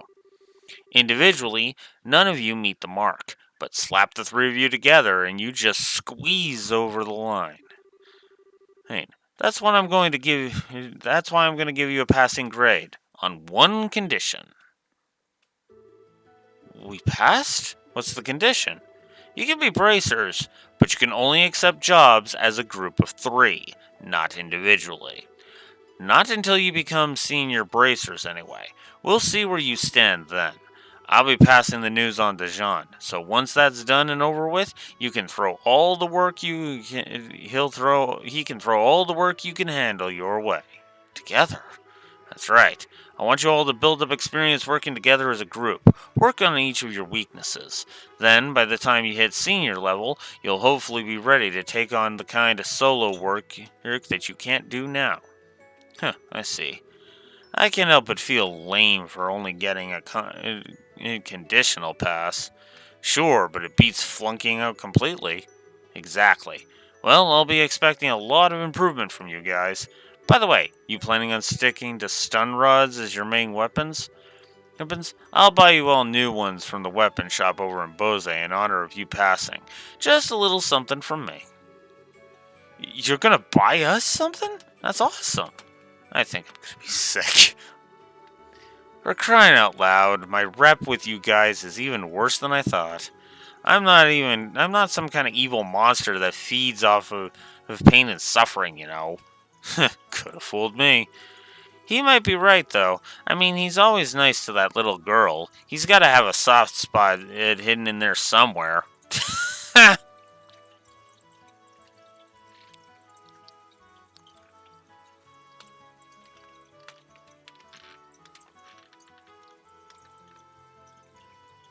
Yeah. There. What was her name? Tita? You want to run that by me again? Crap, why'd you have to go and bring her up? Oops. So that's how you guys want to play this, huh? I should have known being nice wasn't gonna get me anywhere. Way to frickin' go, Race.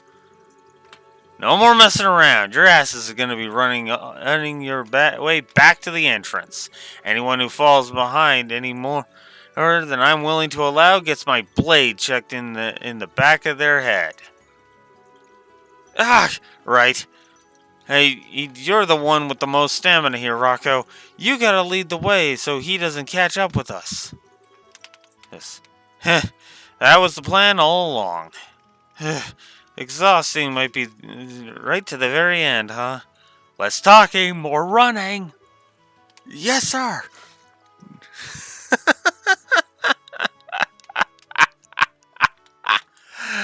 uh, Training, agate style, finished.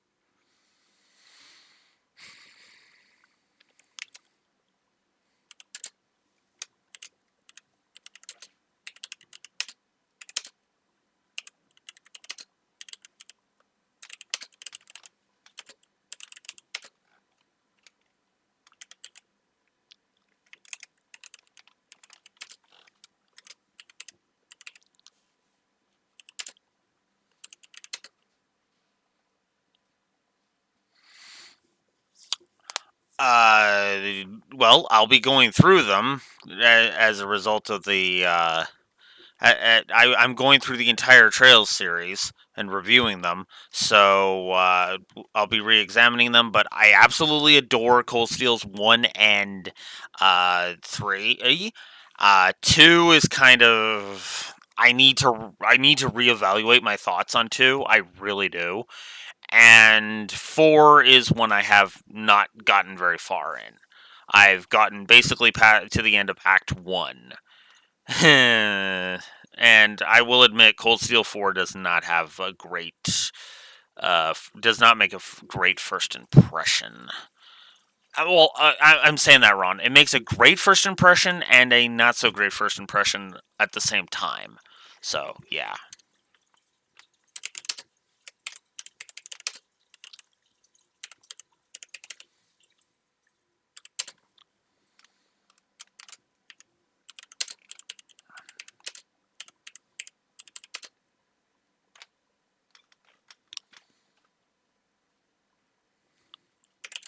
Whoops.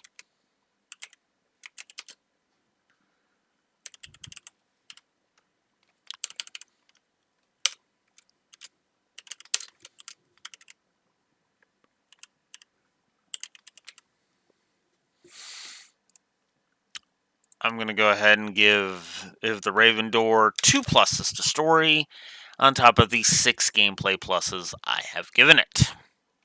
Excellent. Alright, so for that we get the Super Gladiator headband and a 100 Mira. Hmm.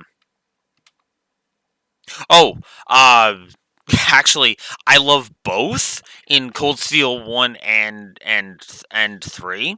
Honestly, I love the way they do the scaling of X is actually really great in Cold Steel 1.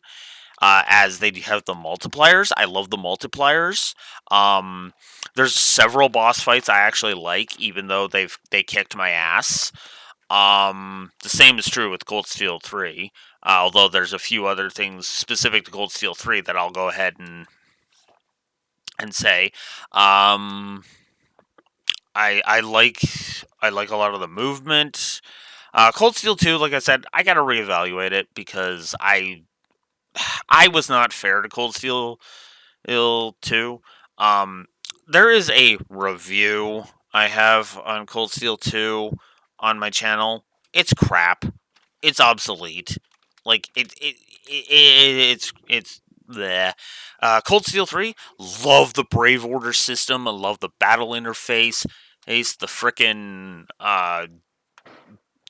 the battles that involve Valimar are just awesome in Cold Steel 3. I mean, they were awesome in all the Cold Steels, but 3 especially, they were just really fun and just felt like nice cathartic beatdowns. Um, and yeah, the only thing I didn't like about Cold Steel 4, admittedly, was the tutorial dungeon for the intro. A lot of the story beats were fine, but the tutorial dungeon in the prologue was just hmm. I also didn't like the fact that it was like, here, we're going to like de-level your characters to like level 50 or what was it, like level 30 or something. And then, oh, teehee, just kidding, we're going to up you to 50. How is the story? I love the Cold Steel storyline. Honestly, Cold Steel. If there's one thing I cannot really say was terrible about Cold Steel 2, specifically, and all of them really, the story. The story is excellent. Class 7 is one of my favorite. Is my favorite JRPG protagonist team. Although the Sky team has been challenging that hard. Hi Tita, how you doing? And Estelle and Joshua. Actually, you know what? Let me bring up my Cold Steel 2 uh, review, and I'll just go down the list of the characters. Agate actually has been challenging that. Let's see. So Estelle challenges that. Joshua challenges that. Um, Agate challenges that. Olivier challenges that. Chloe challenges that. Shara challenges that. Kevin even challenges that. Um, Richard challenges it. I said Shara.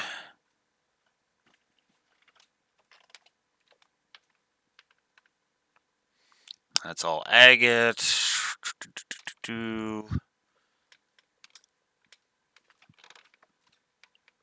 Well, he wasn't a positive. I do like Zen.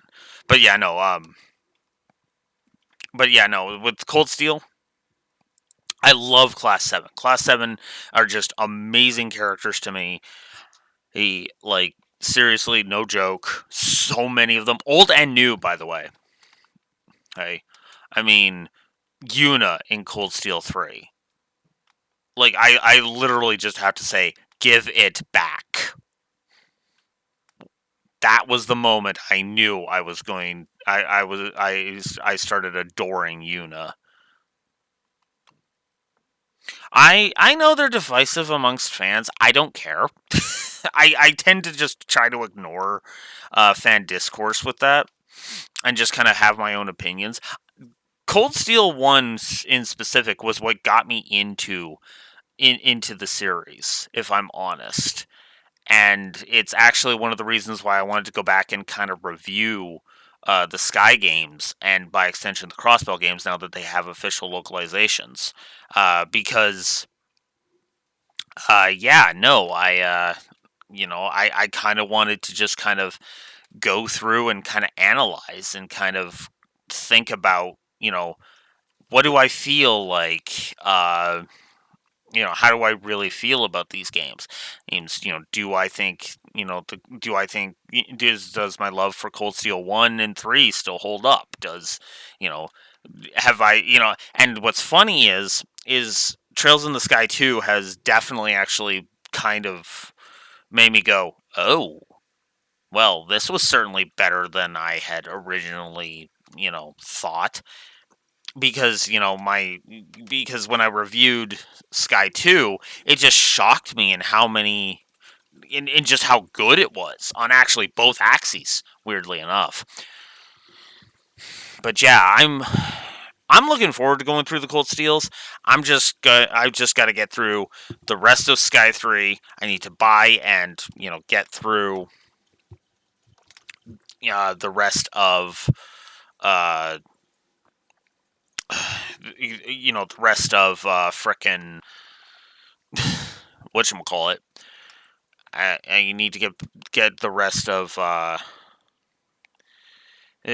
need to get the crossbell games, and then I just need to play them on camera and see what I think.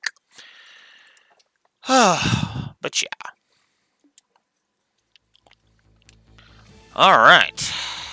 So there we go. So, now it's time for my favorite door. And I mean that sincerely. Bring me the playful minstrel and his closest ally against the beast they seek to overcome. Oh!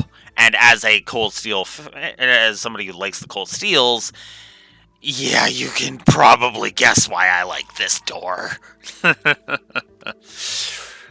Oh yeah.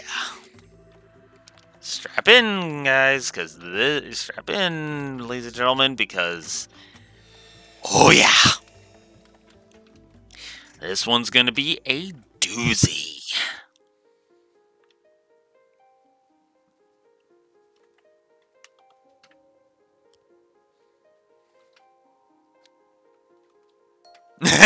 Yep. Where are the roses when you need them? Yep. That's getting a double positive by itself. 1 month after the collapse of the Liber Arc, the banquet to celebrate the crisis's successful resolution was over, with Estelle and her friends having largely left the capital to go elsewhere. One of them, however, Prince Oliver Rise Arnor, sat rather comfortably in the ambassador's office in Granseal's Erebonian embassy, his work in the country not quite settled. I can't believe that you. I mean, my deepest apologies for not noticing that you were His Highness Prince Oliver sooner. Oh, sorry, wrong voice for that. I can't believe I didn't know. My apologies for not noticing that you were Prince Oliver sooner. Sooner. Oh, I'm not surprised you never realized. I may be a prince, but my mother was a commoner. What point is there in bothering to remember my face? It's not as though I often show myself in the palace or attend high society gatherings. Knowing me certainly isn't going to help you in moving up the ranks, my friend. There's no need to be so humble, Your Highness. Besides, I'm actually rather grateful to you, Ambassador. You gave me all kinds of useful advice during my stay here at the embassy that I'm sure will be to my benefit in the future. Well-meant words such as, act like a man of the Empire for once in your life, and stop idling here, go home and try doing some damned work.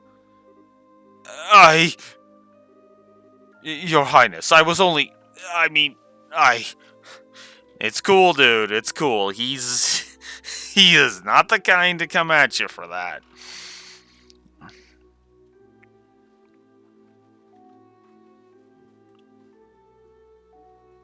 Yeah.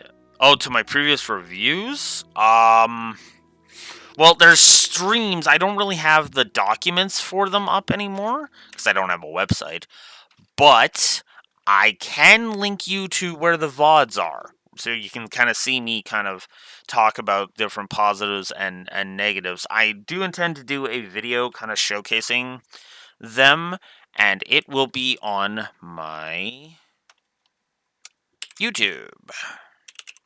Oops. YouTube. There we go. So that's my YouTube channel.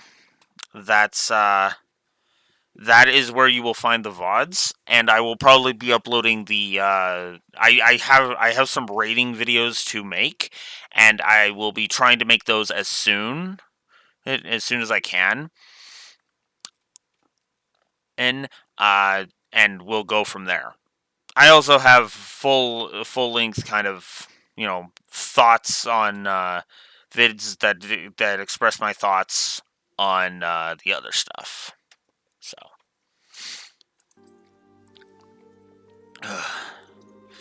Your Highness, I think you've tormented him enough for one day. The ambassador behaved in the same way any other sane man would in his position. If anything, I'd say he has every right to be angry at us for keeping the truth from him for so long. But, Mueller... I suppose you're right. Yeah, yeah, I won't argue with that. I suppose you're right. I'll spare him any more teasing for now. I actually wasn't joking about being grateful to you, though. You truly have done admirable work over the past month. I have? Acting as a pipeline with the Empire, checking the safety of Erebonians residing in Liberl, helping the international liner service to resume, and those are only the tip of the iceberg. You've done so much more. You have my deepest thanks as a prince of the Empire. I am not worthy of such praise, your highness.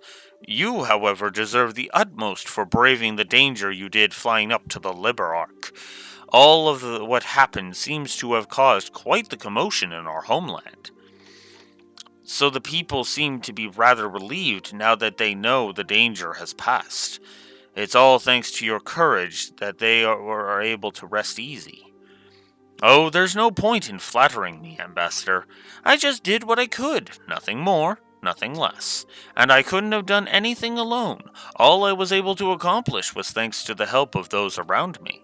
I'm fairly removed from the stereotype of Erebonians as stern, strong, and self sufficient, if I do say so myself. As rude as it may be to agree, perhaps you're correct. And yet I believe your willingness to be flexible most definitely helped rather than hindered you here. I believe people like you are exactly what the Empire is going to need in the future. Regardless of how I may feel about His Excellency the Chancellor's approach, Ambassador. Well, this is a surprise. I was under the impression you supported the Chancellor. Then again, you are a noble. Does that lead you to oppose his reformist policies, perhaps? I may be a noble on paper, but I am only a baron. All in all, I generally fall in favor of his reformist policies. Be that as it may, well, this may just be the result of being in Liberl for so long and being influenced by the ways of its people. I do sometimes find myself being frightened by his hardline approach. I can't help but wonder exactly what direction he's trying to take our old nation. Interesting. Your Highness? Oh, I was just thinking that I'm quite glad to have taken the chance to engage in such fruitful talk with you just before departing the country. I pray you will continue doing all you can to ensure the peace of Laboral and its surrounding nations while I'm gone, preferably in cooperation with Ambassador Cochrane. Yes, let's not forget her, I suppose. Still, it's true that since the Non Aggression Pact was signed, there has been some progress with regards to the Crossbelt problem. And given that it was Liberl who proposed the said pact, that makes my role in future negotiations very important indeed. I presume that is what you are trying to say? You're a sharp one, my good man. Excellent. Now I can return to the capital with my mind at ease. Leave everything here to me, Your Highness. I will be looking forward to hearing what you achieve back in our homeland. Oh, and he will achieve quite a bit, considering Class 7 would not exist without him. And considering what his inspiration is, arguably, Class 7 wouldn't exist without Estelle and her group. This truly is a country like no other. I never thought the day would come when I would hear things like that from a noble of the Empire. Indeed, he's apparently somewhat less of an obstinate man than I thought he was. Perhaps this nation's very air has the power to genuinely change people. It seems to have had an effect on you, too. I feel like I'm seeing a lot more smiles from you these days than I used to. Used to?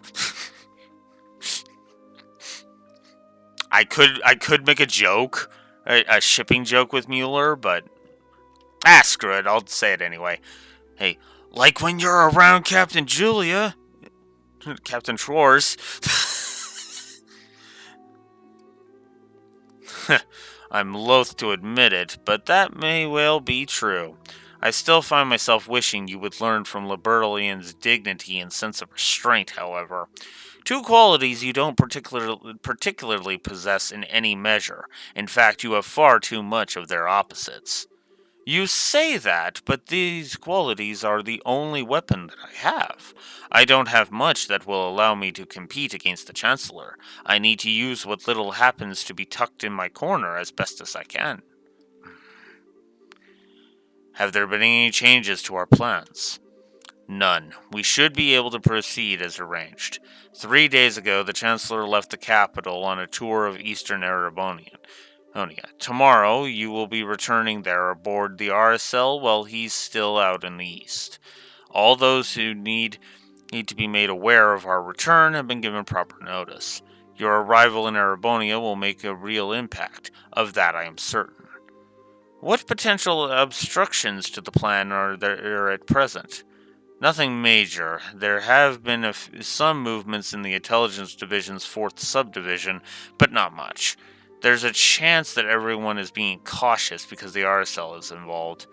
But I'd put greater odds on the idea that everyone is just treating this as a pompous performance by you and not taking it seriously. Well, that'd be right. That would be right told, it is. Well, they'd be right to, it is. They'd be right to, it is. I've no choice but to start here, even if this means I have to use Liberl. And if I'm going to put on a show, why not put on the finest one the skies have ever seen? I suppose I can't argue with that. Oh? I'm sorry to trouble you at this late hour, Your Highness. A message has arrived for you from Heimdall that would... What would you have me do? Really? All right, come in. Pardon me. Hi, Lecter. Well, if it isn't Lecter. I was wondering where you'd been. I haven't seen you all day. I've been exceptionally busy with work since this morning, I'm afraid. I'd hoped to be able to come and see you earlier since you will be leaving tomorrow. I'm terribly sorry for not being able to. Heh, oh, never mind that. If that work of yours is done now, we three could always enjoy some sensual quality time together for the remainder of the night. So what was the message from the Capital Secretary? They've acknowledged receipt of His Highness's message. However, they didn't anticipate that you may be able to arrive all the way from Grand Seal in less than half a day. As such, they're currently in a minor panic trying to ensure everything's ready for the ceremony tomorrow. That doesn't come as a surprise. There's nothing like the RSL when it comes to speed at home. How cruel you both are for so deftly ignoring my proposal. Although it sounds as though the stage will be set in time. Now I need to decide on an outfit that will leave everyone's jaws on the floor to sweeten my arrival. Perhaps a glistening coat and white loincloth that will do the trick.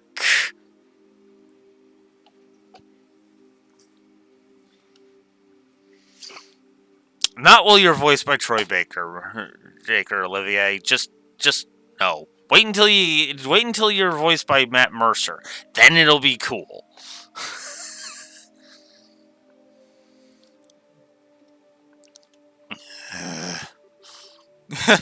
That'd make a grand impact, all right. Oh, hang on. Gotta check this.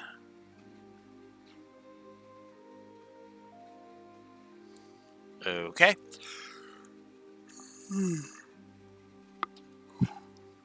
I almost wish I could go on and see it myself. Please don't encourage him. You show remarkable promise for someone so young. What do you say to coming back on the RSL with me? I'd welcome your company. Your work here in Liberl is just about done as it is, isn't it? Your offer is certainly tempting, but I'm afraid I have another job to take care of soon. The thought is appreciated, of course. Really? Well, that is a shame. Good luck with your next job, with this next job of yours. Thank you. Who? Well, if you'll excuse me.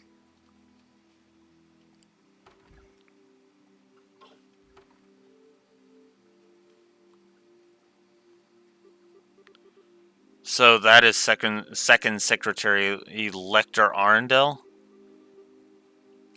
Is it safe to assume he's one of the Chancellor's? Almost definitely, yes.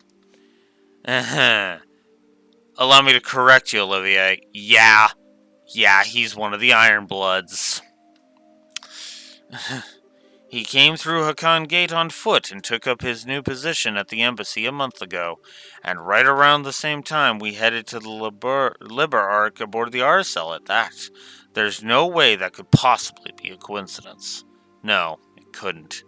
The most likely possibility seems to be that he's part of the intelligence division. Excuse me.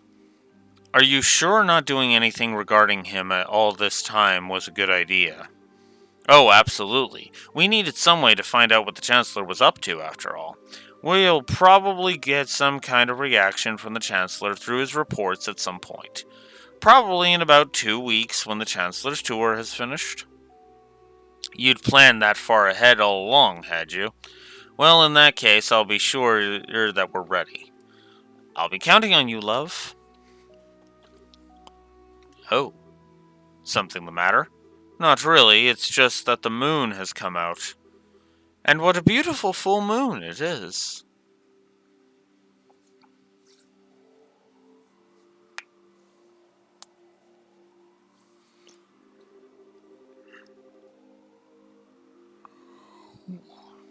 It's strange to think that this will be the last time we'll see the moon from here. Truth be told, I'm going to miss it. Well, it looks like putting a smile on your face a little more often isn't the only thing Liberal's done for you. It's opened up your eyes to life's natural beauty as well. But in all seriousness, we'll just have to do all we can to be able to come back and see it again one day. While we're both still alive. Indeed.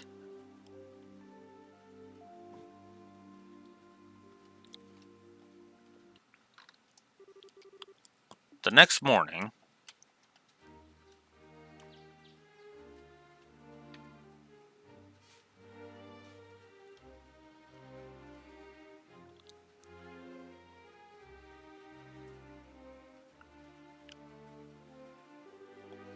Your Majesty, Your Highness, I humbly thank you both for your generous hospitality during my stay in your fine kingdom. You were even gracious enough to humor my brazen request of escorting me back to Heimdall aboard the Arcel. This debt I owe you will be repaid many times over in the future. Rest assured of that. Oh, you needn't think of this as anything we went out of our way for. Escorting an honored state guest back home is a matter of course, particularly a guest to whom we owe a great debt of gratitude. If you have the opportunity, please do come back to Liberal again in the future. I imagine Estelle and Joshua will be back by then too, so we'll be able to give you a nice warm welcome. I'm already excited for my next visit. Have they left the country yet, by the way? They're busy getting ready to leave over in Roland at the moment, I believe. I'm planning to see them off when the time comes. I see. Incidentally, while the ruins of Hummel are currently sealed off, I'll do what I can on my end to ensure that they are allowed inside. Could I trouble you to pass that along to them? Certainly. Certainly. Thank you very much, Your Highness. Oh, think nothing of it. It's the least I could do after all they've done for me. I owe you a great deal too, Cassius. It's not for your assistance stopping that. If not for your assistance, stopping that armored division from crossing into Liberl wouldn't have been as simple as it was. I could say the same to you. Still, as I'm sure you're aware, that outcome will have been well within the realm of possibility for the Chancellor. I doubt he was even surprised by the incident. Really? Most likely not. I love that Cassius and Queen Alicia just instantly are like, yeah, no. More than likely, he saw that coming.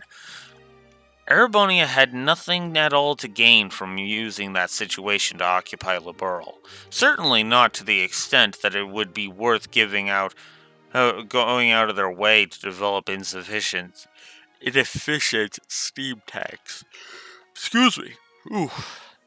Inefficient steam tanks.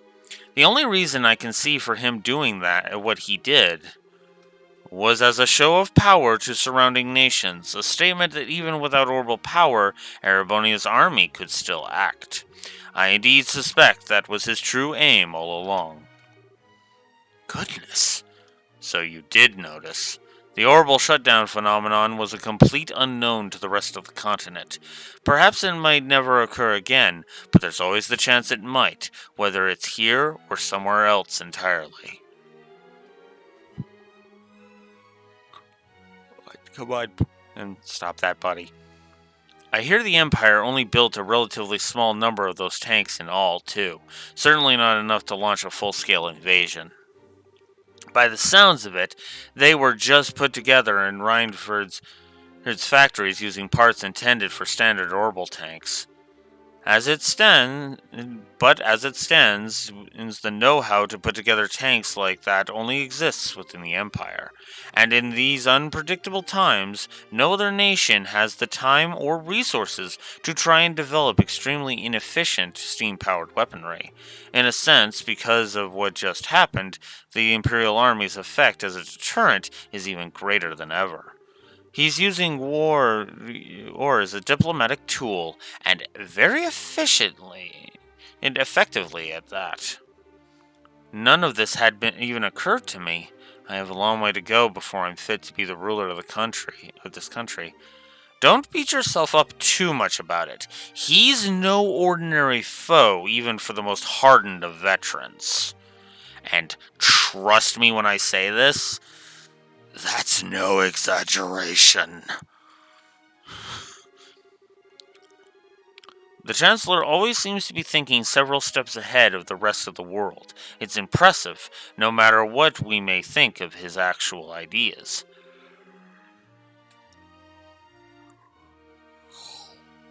Come on, buddy. Piss off. I'm quite the reckless fool to be trying to challenge him, if I do say so myself. Don't be silly, Your Highness. How can you say that with a smile on your face is utterly beyond me. You should focus on building yourself a strong foothold to begin with. I do hope you'll be careful. No matter what may occur, be sure not to lose sight of exactly where you stand. Of course, Your Majesty. If I were to go and bring shame upon myself now, I'd be wasting all the effort involved in escorting me back home. I'll be sure to take what you have said to heart. Excuse me, Your Majesty. Excuse me, Your Majesty. Hilda? Whatever's the matter? It is not often I see you flustered. My apologies, Your Majesty. It's just that a guest for you arrived all of a sudden at the castle. Ordinarily, I would not have rushed in while you were meeting with others, but the visitor is so irregular that I thought you should know at once. Irregular? How so? It sounds like it's about time I take my leave, then. Actually, the visitor said he would like to greet you as well, and not just Her Majesty. What? Hilda? Just who is this visitor? Well, he introduced himself as Chancellor Gileath Osborne of the Erebonian Empire. Yep. Osborne shows up out of the frickin' blue. Yeah. Hi, Osborne. It's an honor to be granted a personal audience. I am Gileath Osborne, representative of the Imperial Government. My apologies for the abrupt intrusion.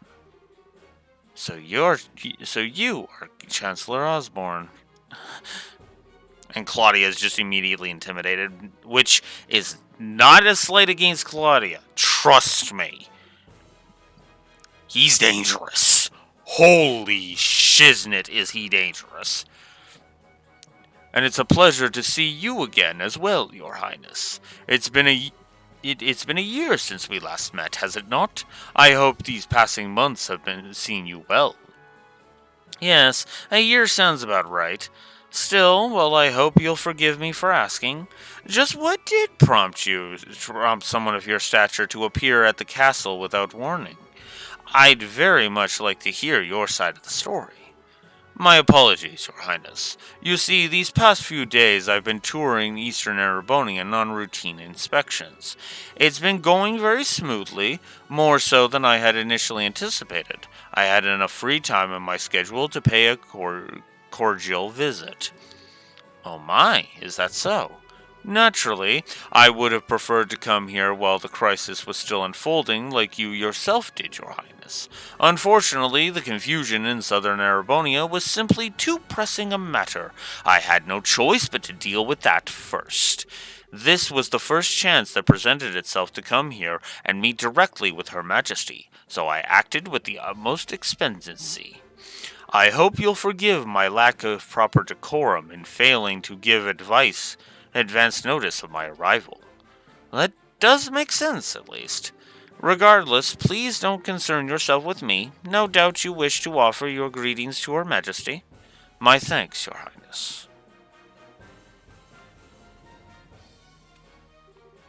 Well then, allow me to extend my most heartfelt greetings to both you, Queen Alicia, and Princess Claudia. It's abundantly clear that the crisis that unfolded here has been quite the ordeal for yourselves and your nation's people. You have my deepest sympathies for the hardships you have endured, as well as my commendation for bringing the situation under control. I, I thank you for your kind words, Your Excellency. If anything, we should be apologizing to you for the fact that the southern side of your nation was caught up in what should have been our problem. We should be the ones going to you, rather than having you trouble yourself to come all the way to Liberl. I beg you accept our apologies together with my deepest thanks for coming here today. I would never ask you for apologies. I heard what happened and was the work of the shadowy organization stirring up trouble within your borders. While I meant well by sending a military force to aid you, I wouldn't have done something so careless had I known the truth of the matter. My actions were rash, foolish even, and I was rightfully reprimanded by His Imperial Majesty for them. Oh my. Fortunately, His Highness the Prince was able to act with all due haste and put right my misstep before even greater harm was done. I owe you a great debt of gratitude for that, Your Highness. I may even just don't go crossing me, or I might go blowing up a ship you may or may not be getting in a couple of games. And congratulations besides for your part in bringing an end to the crisis. Oh, I did nothing out of the ordinary. I had a lot of help from Her Majesty, Her Highness, and Brigadier General Bright here, too. Bright, you say?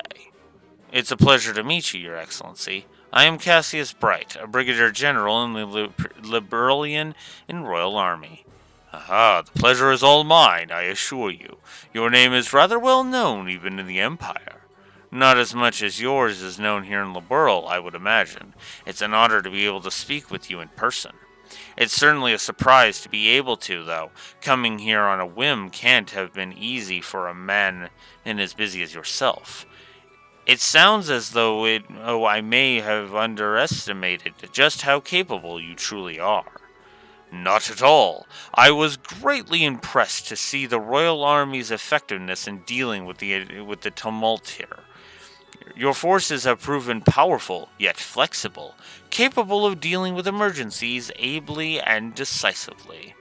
I might go as far as to say it embodies an ideal that the Imperial Army, with its swollen ranks, could never hope to realize. You flatter us, Your Excellency.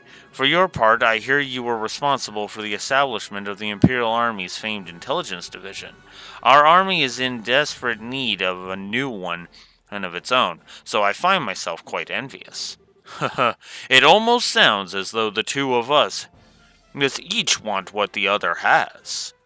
So it does. May I ask, Your Excellency, what will you be doing now? For my part, I'm intending to leave Liberl today, so I'm afraid I won't be around much longer. Yes, so I've been told. I believe you're intending to make your grand arrival in Heimdall aboard the famous RSL? I'm impressed you are already aware. I almost wish I could return to Erebonia on board it alongside you, but alas, I'm afraid I have other business demanding my attention after I'm finished here. I'll be leaving the Liberl separately this afternoon. That is a shame. I would very much have liked to invite you to this evening's banquet. Please, you need not go to such troubles on my account. I feel as though I've put you out enough showing up unannounced as I did, to say nothing of dining with such esteemed company. Still, I do have some time before the airship I'll be leaving on is due to depart. That being the case, might I ask for a little of your time, Your Highness? I have a few things I would like to discuss with you personally. Hmm. Very well. I have some matters I would actually like to discuss personally with you as well. What a fortuitous coincidence. Allow me to have a room arranged for the two of you to have your discussion then. Hilda, if you would. Certainly, Your Majesty.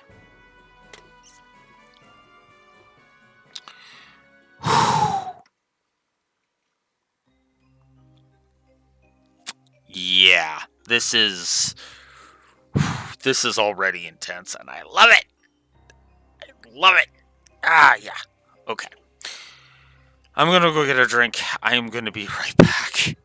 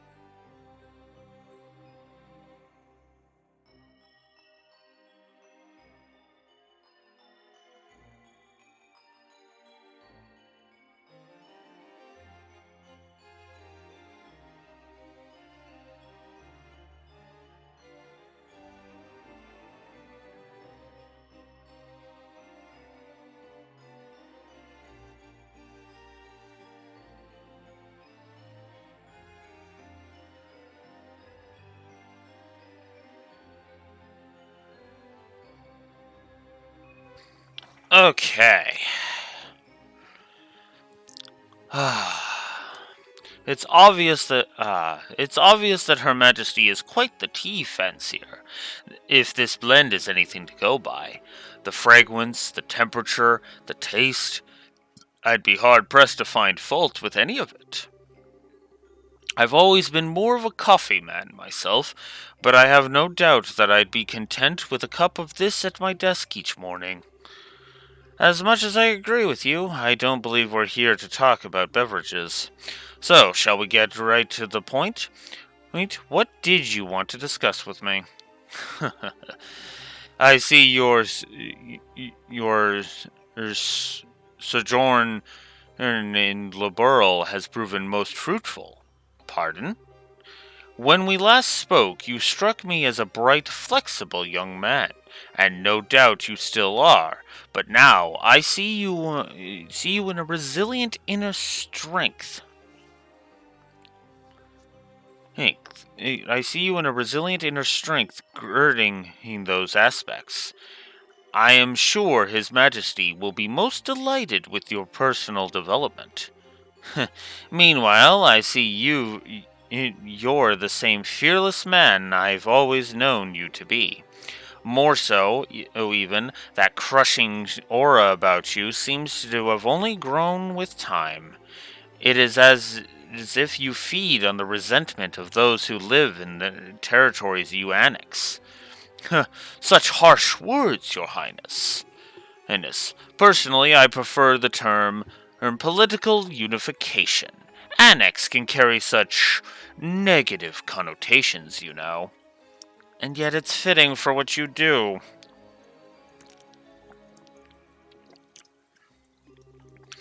Since the end of the Hundred Days' War, our army hasn't committed a single act of aggression. All our unifications nations have been entirely peaceful. Oh, you're quite right about that. On the surface. Oh? It's amazing how similar the annexation process is every single time it happens. It starts with a small nation or independent state with an array of problems beyond repair. Those problems start to worsen, after which Jaegers and other dangerous elements enter, plunging public order to an all-time low.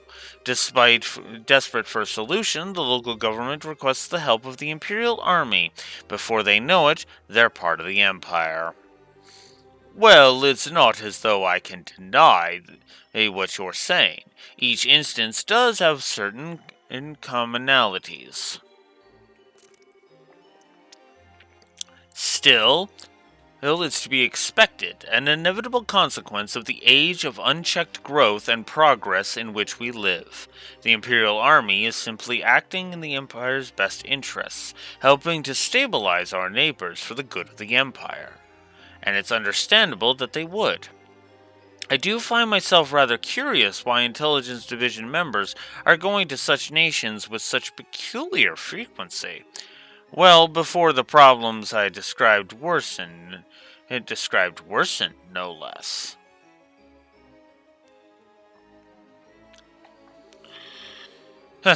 I won't press as to where you came by such information, as curious as I am, but I will say this: it is most basic level these actions that are.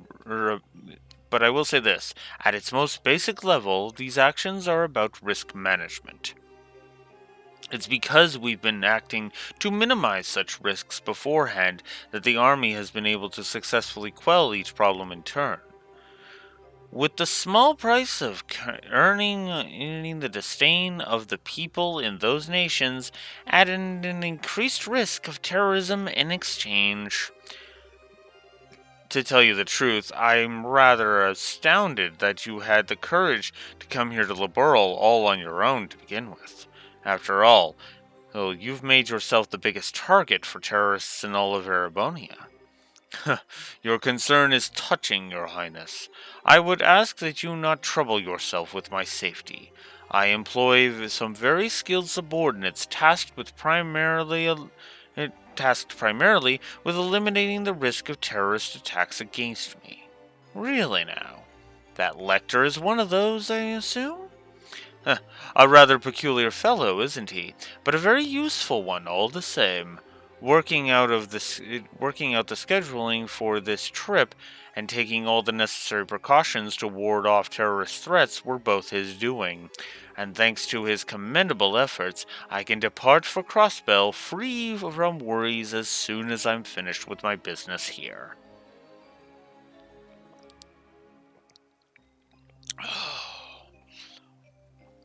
Sowing seeds for the end of Cold Steel 2. Crossbell? Are you surprised? I'll be participating in a top-secret discussion with a representative of the Crossbell government.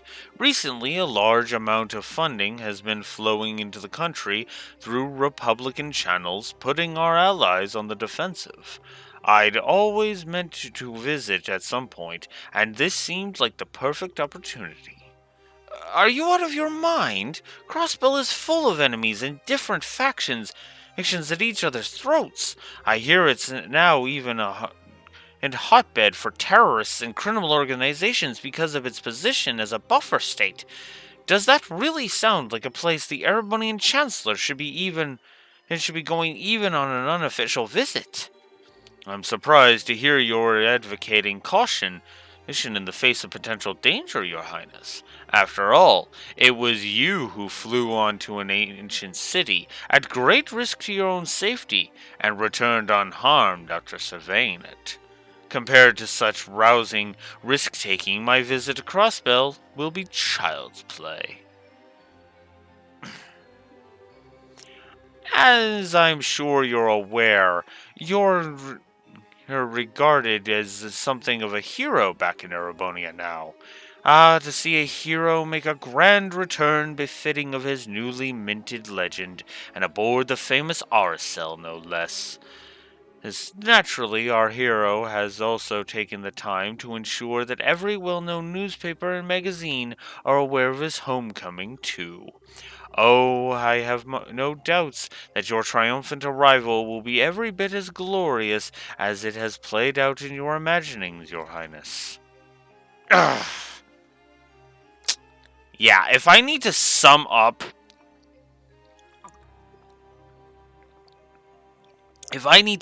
how dangerous Osborne is, just in this casual conversation, it's Olivier that's on the defensive, as his enraged face there indicates.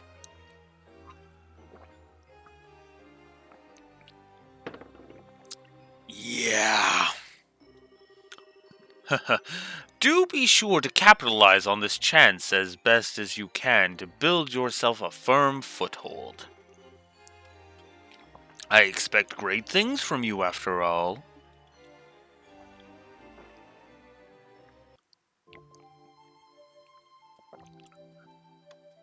Yep.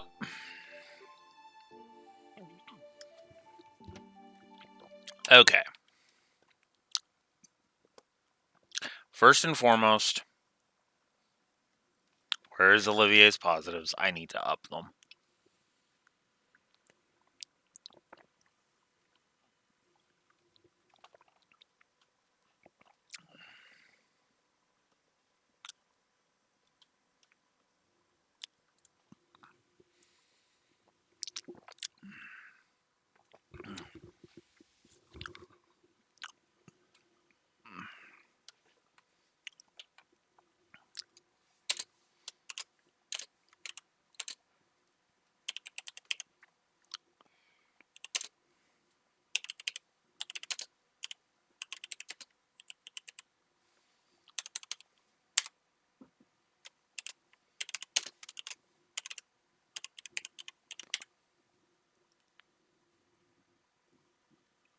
Dang it.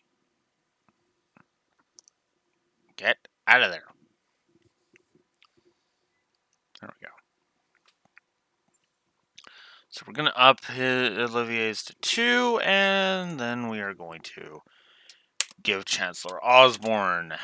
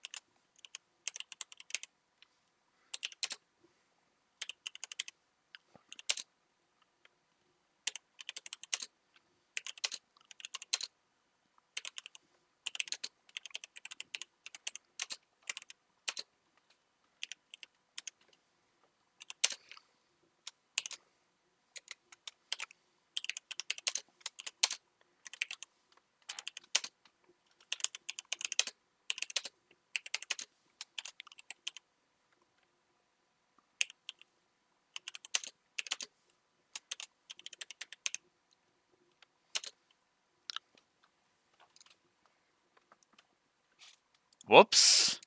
Did I hit enter on that? That wasn't supposed to happen. Whoops. Oh, you sack of crap. There. Okay. Come on. There we go.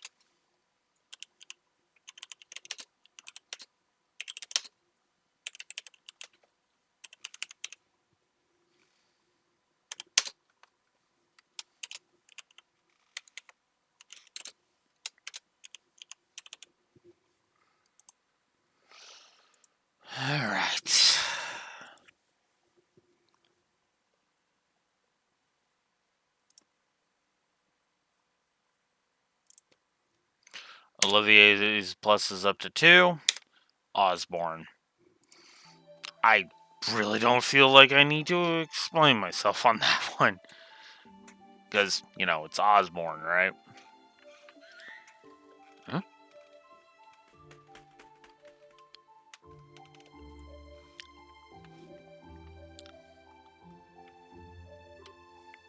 Great. Hey, buddy. You haven't changed a bit, huh? Scree, scree, scree. Scree. Scree, scree. Really? Sounds like a ton's happened, huh? But it's nice to see you and your master are doing alright. Scree. Lecter.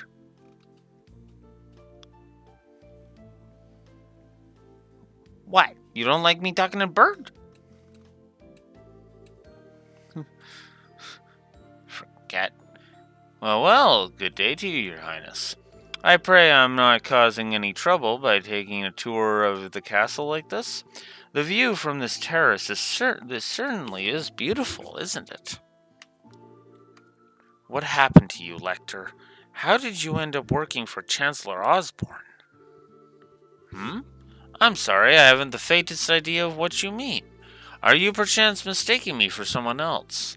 Your name is Lecter Arundel. You were in the Student Council President as Janus Royal Academy, which you attended before leaving suddenly 2 years ago. So no, I am not mistaking you for someone else. But that's where you're wrong, because my name is actually Lect... Terror and Terrandal. Oh my god. Lecter... Ugh. Just backhand and smack. I can certainly see how our names would become mixed up. However, they are scarily similar, scarily close. Still, now you know. Please, just call me Lek. Don't try and joke around with me, Lecter. Do you have any idea how worried all of us were when you just disappeared without a word? You submitted your notice to leave the academy, and then you were never seen again. Even the otherwise calm Leo let out a cry of anger when he found out, and all Lucy could do was give a sad smile and say, "This is just like him," the whole time with tears in her eyes. Jill and Hans were heartbroken, and so was I. Yet after all this time, you finally show yourself, knowing full well that I'm here, and this is how you act? By pretending you're someone else? Lecter! Sorry. No need for the scary glare. You're still taking things way too seriously. Hey, looks like it'll take more than stepping up as Crown Princess to change that part of you. Oh. But seeing you makes me feel kind of relieved. I always figured if someone like you became Crown Princess, you'd have virtually no freedom to do anything other than work. But with all that's reached my ears, it sounds like you're actually doing all right for yourself. And you even made some great new friends after I left the academy, didn't you? Nice. Okay. Be right back.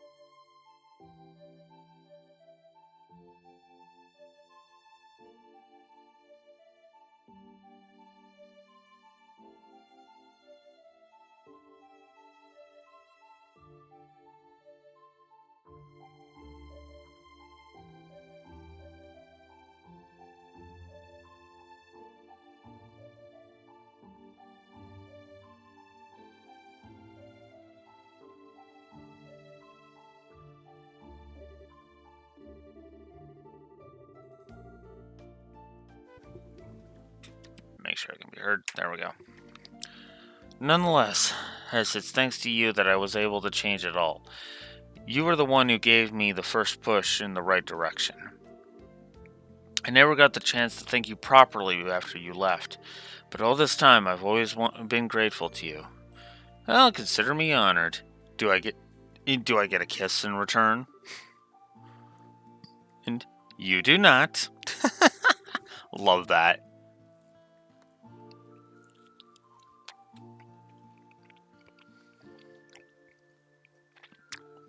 I may feel respect towards you, but nothing romantic. Aw, that's a bummer.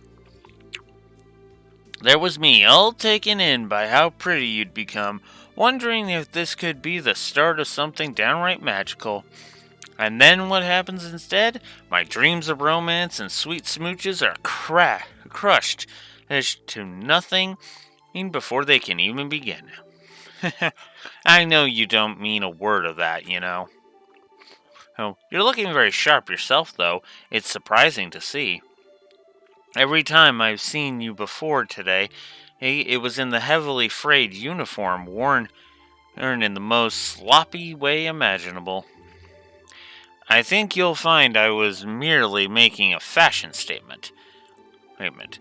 That wasn't laziness or slobbishness.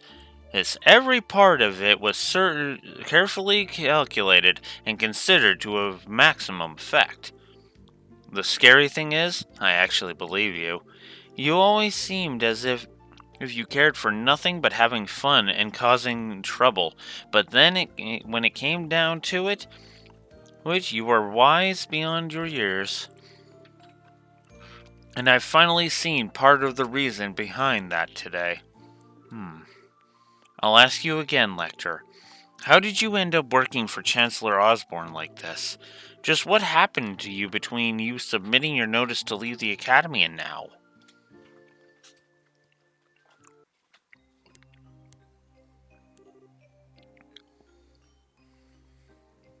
And then, of course, we cut back to these two. Do you now? I have to admit, I never imagined that would be the case. On the contrary, I was expecting you to tell me to back off. Oh, Adios forbid! What reason would I have to suggest such a thing?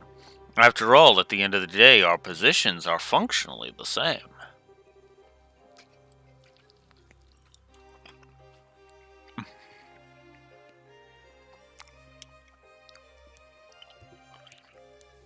I'm not sure I understand. Do you not think so? Personally, I find it difficult to believe that you would not harbor some hatred towards Erebonia as it is today. A grand empire clinging to the glories of a bygone era, ruled by the nobility and shackled by meaningless conventions. Am I wrong?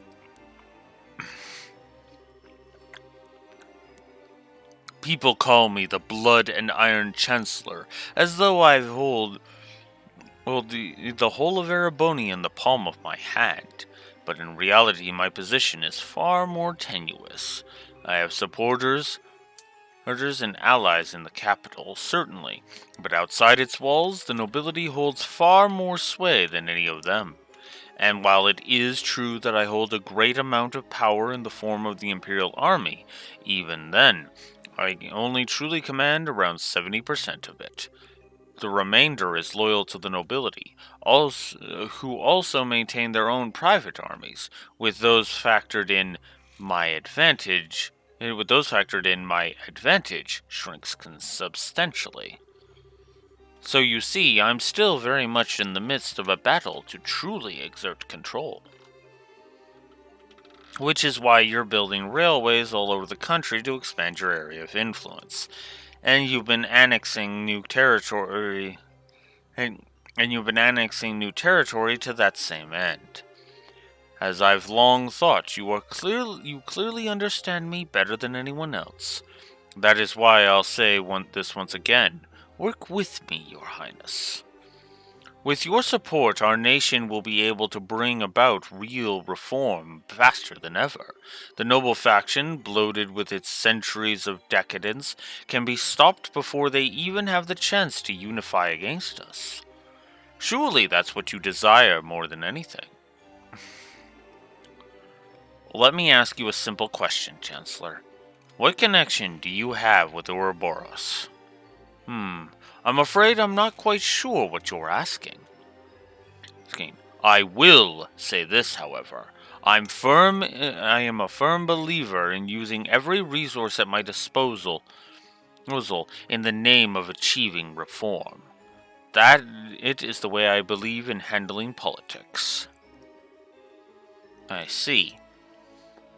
Well, it certainly does seem as though we would see eye to eye in many ways, and that's all the more reason why I'm afraid I must refuse your offer.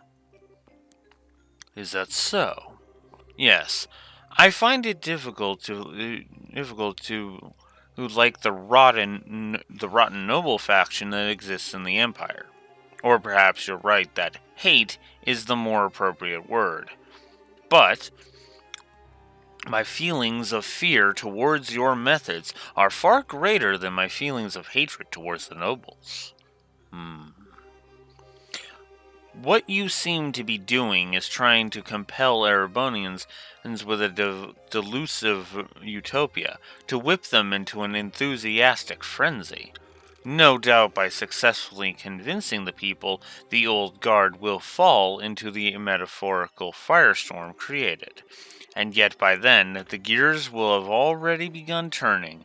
There will be no satisfying a roused populace with a thirst for revolution. The storm will just keep growing larger and more ravenous, engulfing anything and everything in its wake. You know this, don't you, Chancellor? But of course, after all, that's what I intend to happen. It's the first stage of my reforms.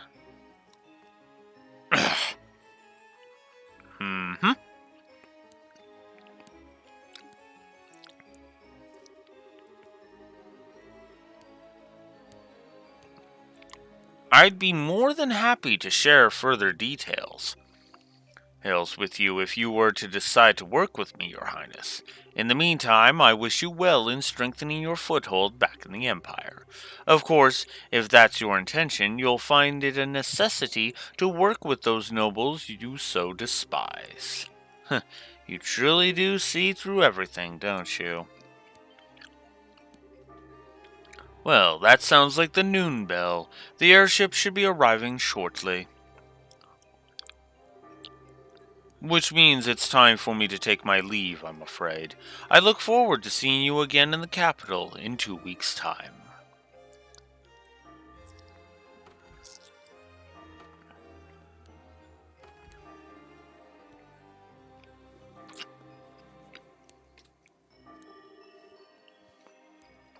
I take it the discussion is over then? What's wrong? You look awfully tired. Oh, nothing.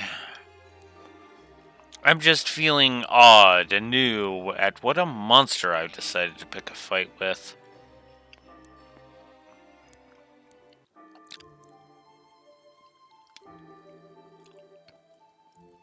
Oopsie, I think it's probably about time for the airship to arrive.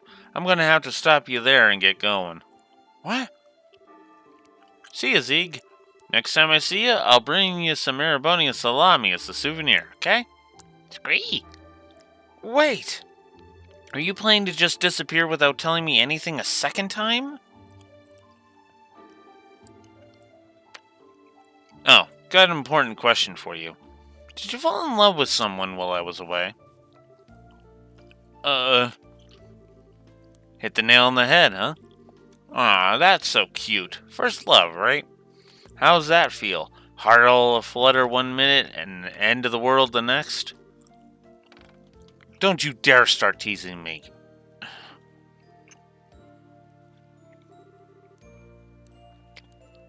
But you're right, though. I did. He rejected me in this very spot not that long ago. Wait, you're joking, right? There's a coincidence I didn't see coming. I'm not so sure about that. It feels like you know everything sometimes. I'm not some kind of all-knowing, all-seeing divinity. That's what makes the world so interesting to me.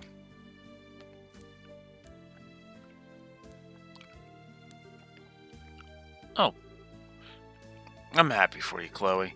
Knowing the pain of lost love's what makes a girl blossom, in my humble opinion. Do you feel like the whole experience lets you get a step closer to the person you want to be? Well, what about you?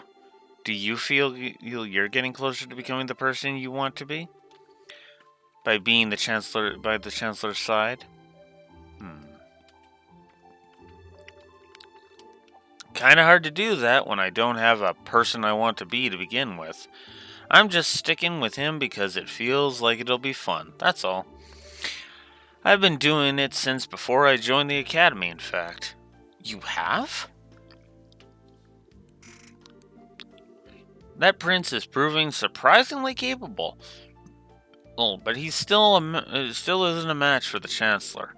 Tell him to watch his back, alright?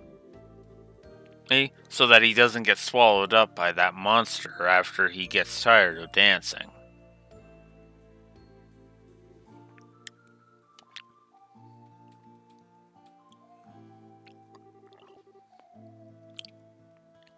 Goodbye, Lecter.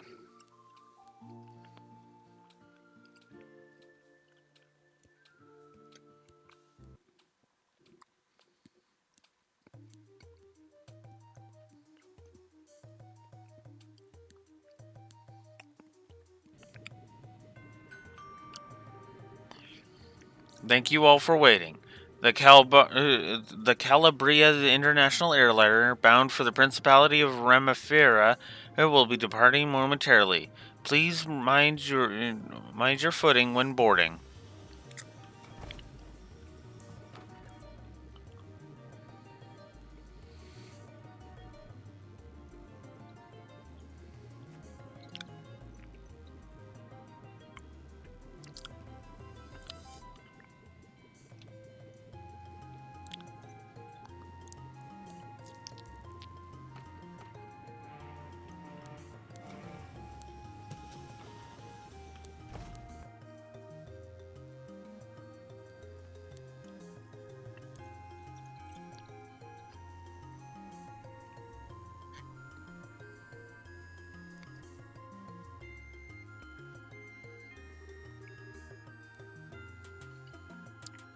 So that was the Blood and Iron Chancellor. I can't believe he actually went out of his way to use a civilian airship when he probably has a private one of his own. I'd heard rumors about how out of the ordinary he is, but he lives up to all of them.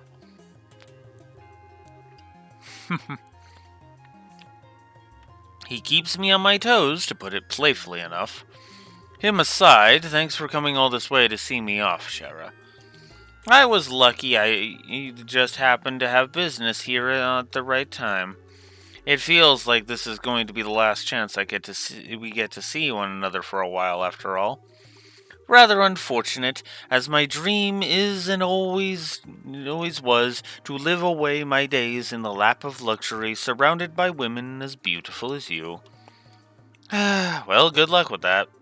Oh, ouch. Changing the subject, though, who was that young man at the Chancellor's side? He didn't strike me as your ordinary guy. Oh, you could tell? But of course, I'd say I'm used to running into people who are out of the ordinary at this point. And we've sure fought enough of them. His name's Lecter Arndel. He's a secretary who's been sent here by the Imperial government. Apparently, he was the one who planned out the details of the Chancellor's visit to Laboral. I can't pretend to know much regarding his background, but he's exceptionally skilled at what he does. Actually, I know a little. What? Oh. Oh. Yeah, I saw her go up, yeah. 2.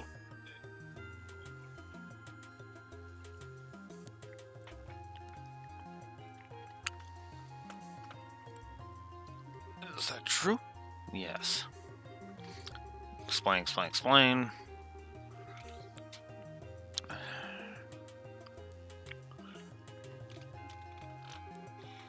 Unbelievable. Then, someone connected to the Chancellor had visited Liberal first. Then he's very likely to have had his own veritable information network established here long before I even came up with the idea. I think it's safe for us to assume that's the case, which also means that it's safe to assume that he knows every detail about all that's happened here since, from the coup d'état to the crisis regarding the Oriel, all of it. This man gets more unbelievable by the minute. He actually gave me a message to pass on to you earlier. Watch your back so you don't get swallowed up by that monster when you get tired of dancing.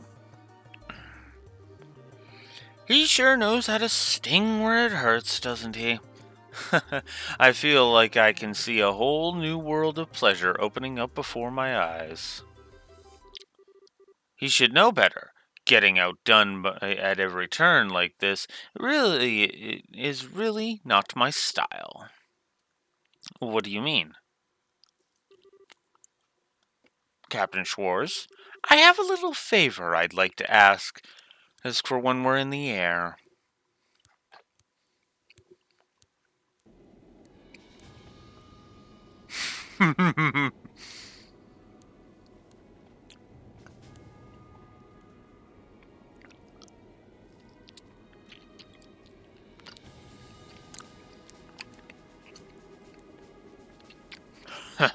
I'm rather impressed with how Prince Olivert has come along. No matter how he chooses to act from here on, he will have his uses, to be certain. You would say that given that you think of everyone as your pawns. There's me, the prince, that's society. Indeed, and I am much the same. We are but pawns on the vast game board that is the Empire, where a thrill like no other will take place. But it's because you too wish to see how that game plays out that you've chosen to stand by me, is it not? Well, hey, what can I say? Just don't forget that this piece right here might not be loyal forever. And such a betrayal would be perfectly fine by me. Or did you honestly think I never considered the possibility it may happen? Just thought I'd come out and say it. How are the other Ironbloods doing, by the way? They're all doing very well, by the sound of it. At the rate things are going, there's a chance all of the prince's efforts will be for naught. Perhaps I ought to hold back on him a little. Ugh. You sure don't pull any punches, do you? You know something? I wouldn't write him off so easily if I were in your shoes. What?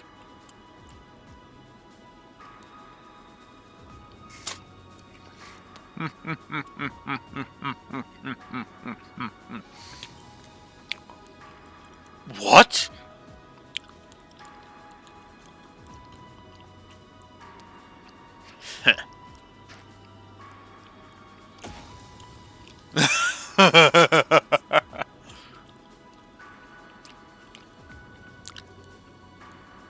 Those look like rose petals?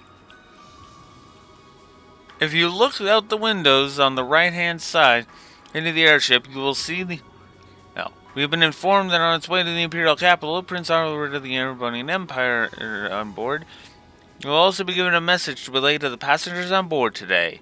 I give thanks to Adios for the good fortune you have been able to meet you today. May your journey be filled with beautiful roses and her blessings. And of course, may your journey to your homes be a safe and pleasant one. That marks the end of the message.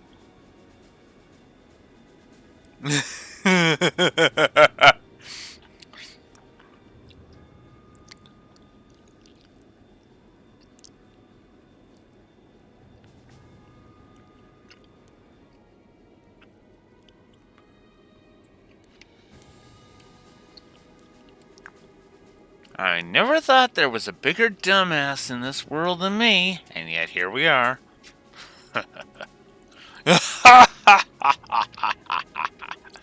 Very well, debaucherous prince. I look forward to seeing what you can do. Show me how long you can hold out against me.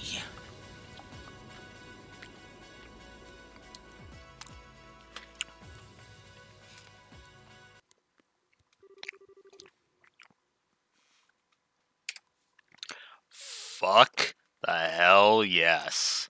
Love it.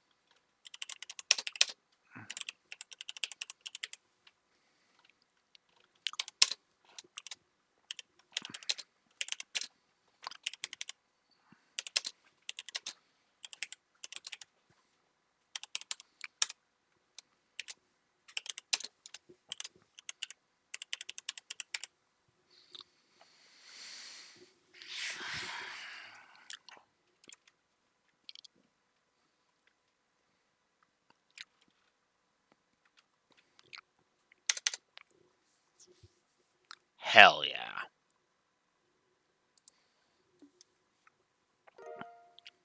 We get Divine Eye for that and 7,000 Mira.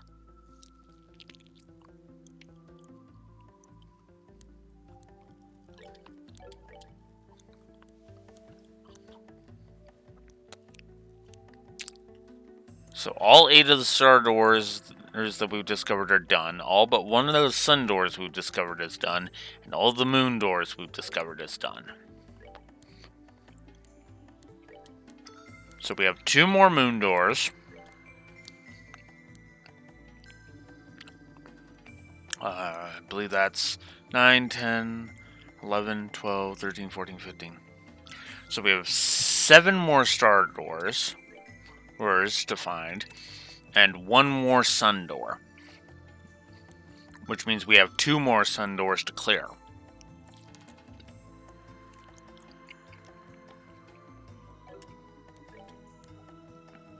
We're 11 doors away from being done in the game.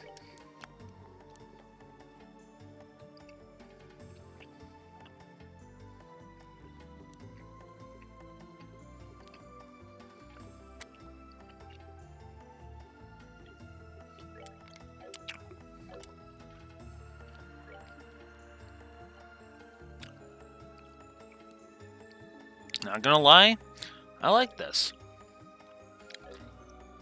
Okay, so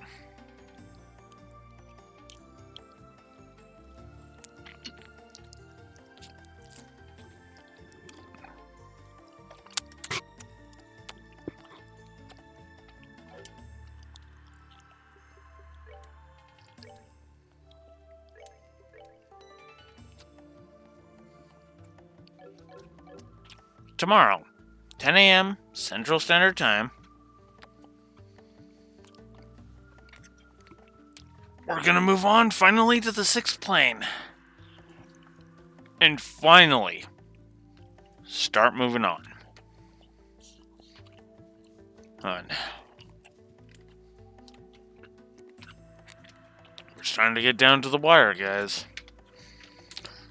Till next time, I'm Blue Wolf Alex the Lore Walkers signing out. Have a good one. See you tomorrow.